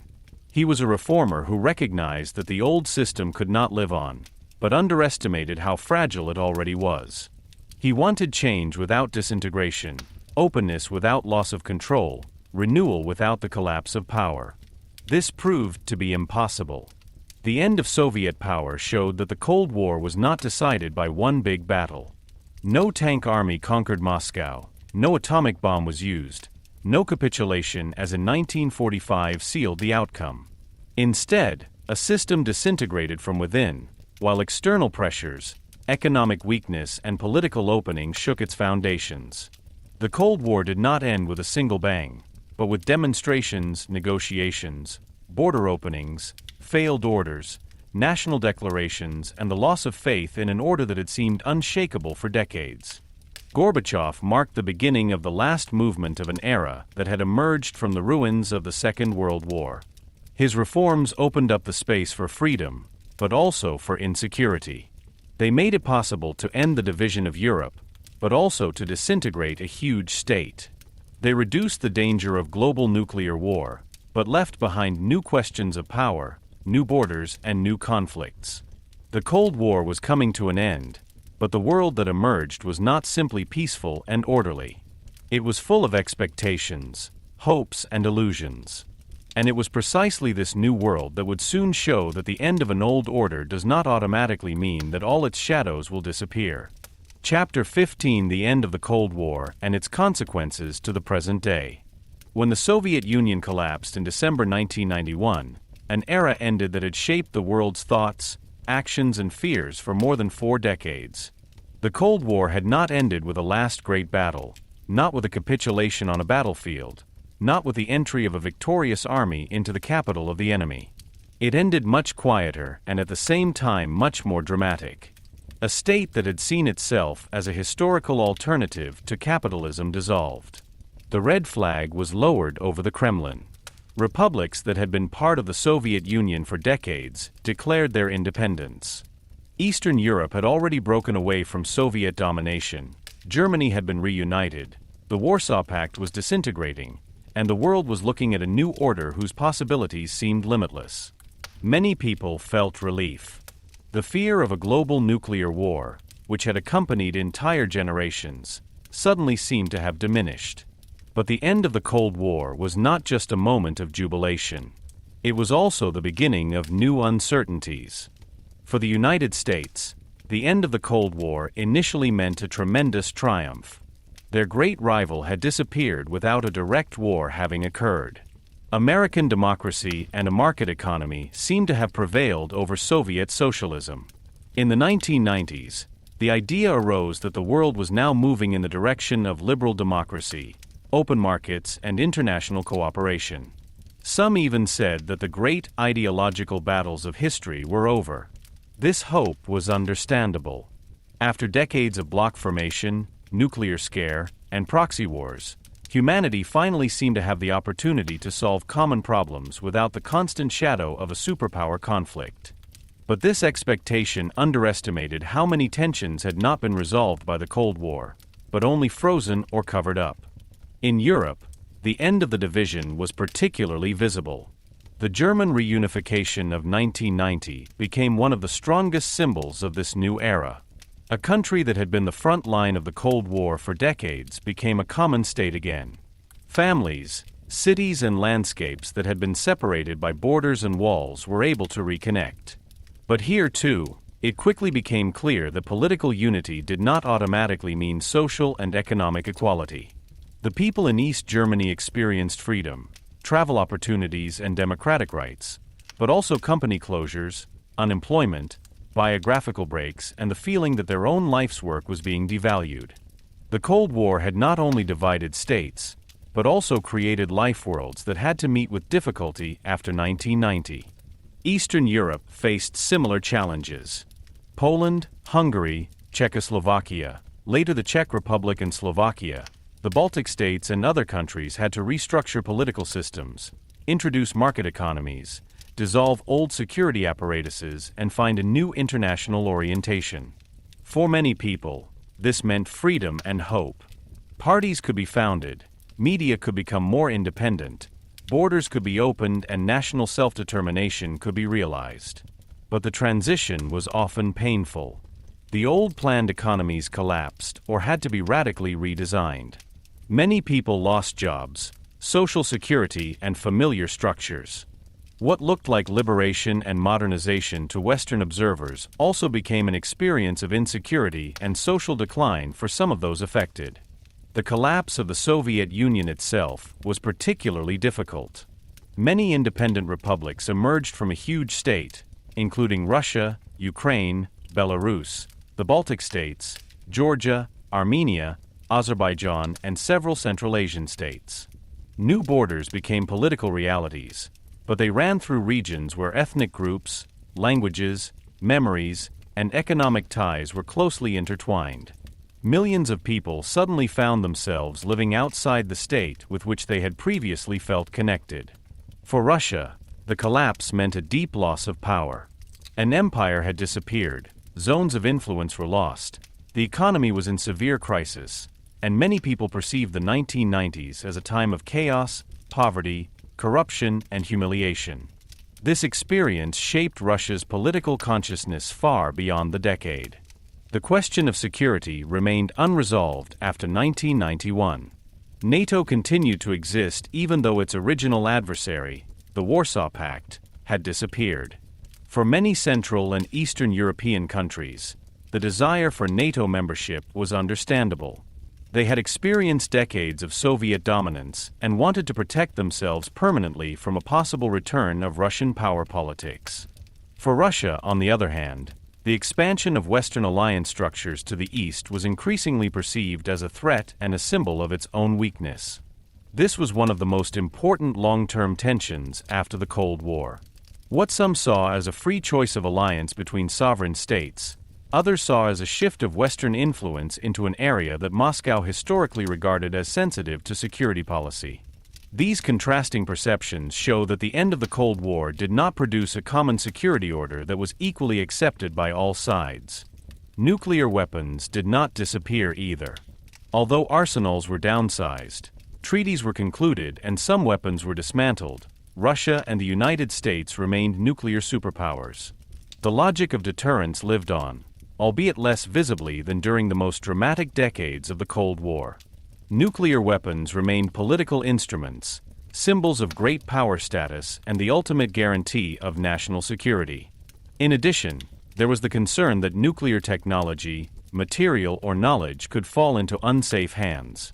After the collapse of the Soviet Union, securing nuclear weapons and fissile material in the former Soviet republics was a daunting task. So the world was not freed from the nuclear threat, but had to learn to deal with a changed and more confusing form of this danger. In many regions of the world, the proxy wars and interventions of the Cold War continued to have an effect. Afghanistan was a particularly bitter example. The Soviet withdrawal had not ended the war. The country remained destroyed, armed groups fought for power, state structures were weakened, and the international networks that had emerged during the war against the Soviet Union developed their own dynamics. In Africa, Latin America, and Southeast Asia, too, the decades of the global power struggle left deep scars. Regimes, civil wars, military dictatorships, border conflicts, debt crises, and destroyed societies did not disappear just because the East-West antagonism ended. For many people outside Europe, the Cold War had never been just an abstract ideological conflict. He had shaped her life through arms deliveries, coups, sanctions, propaganda, and violence. Its consequences were therefore also very concrete after 1991. At the same time, the role of the United States changed.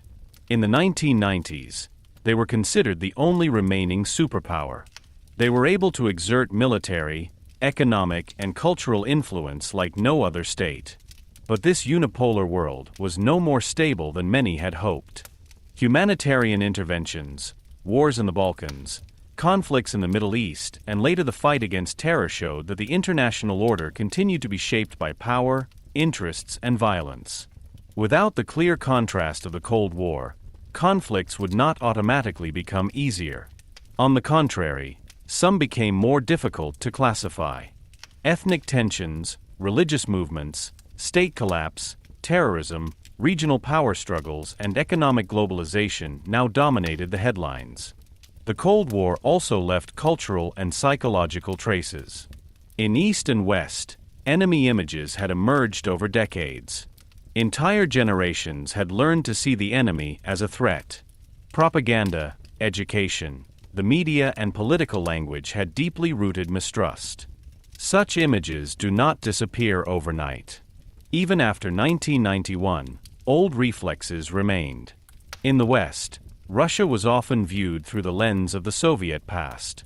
In Russia, the West was often perceived as power-conscious, instructive, or strategically aggressive. These mutual interpretations became stronger again, especially when political crises occurred.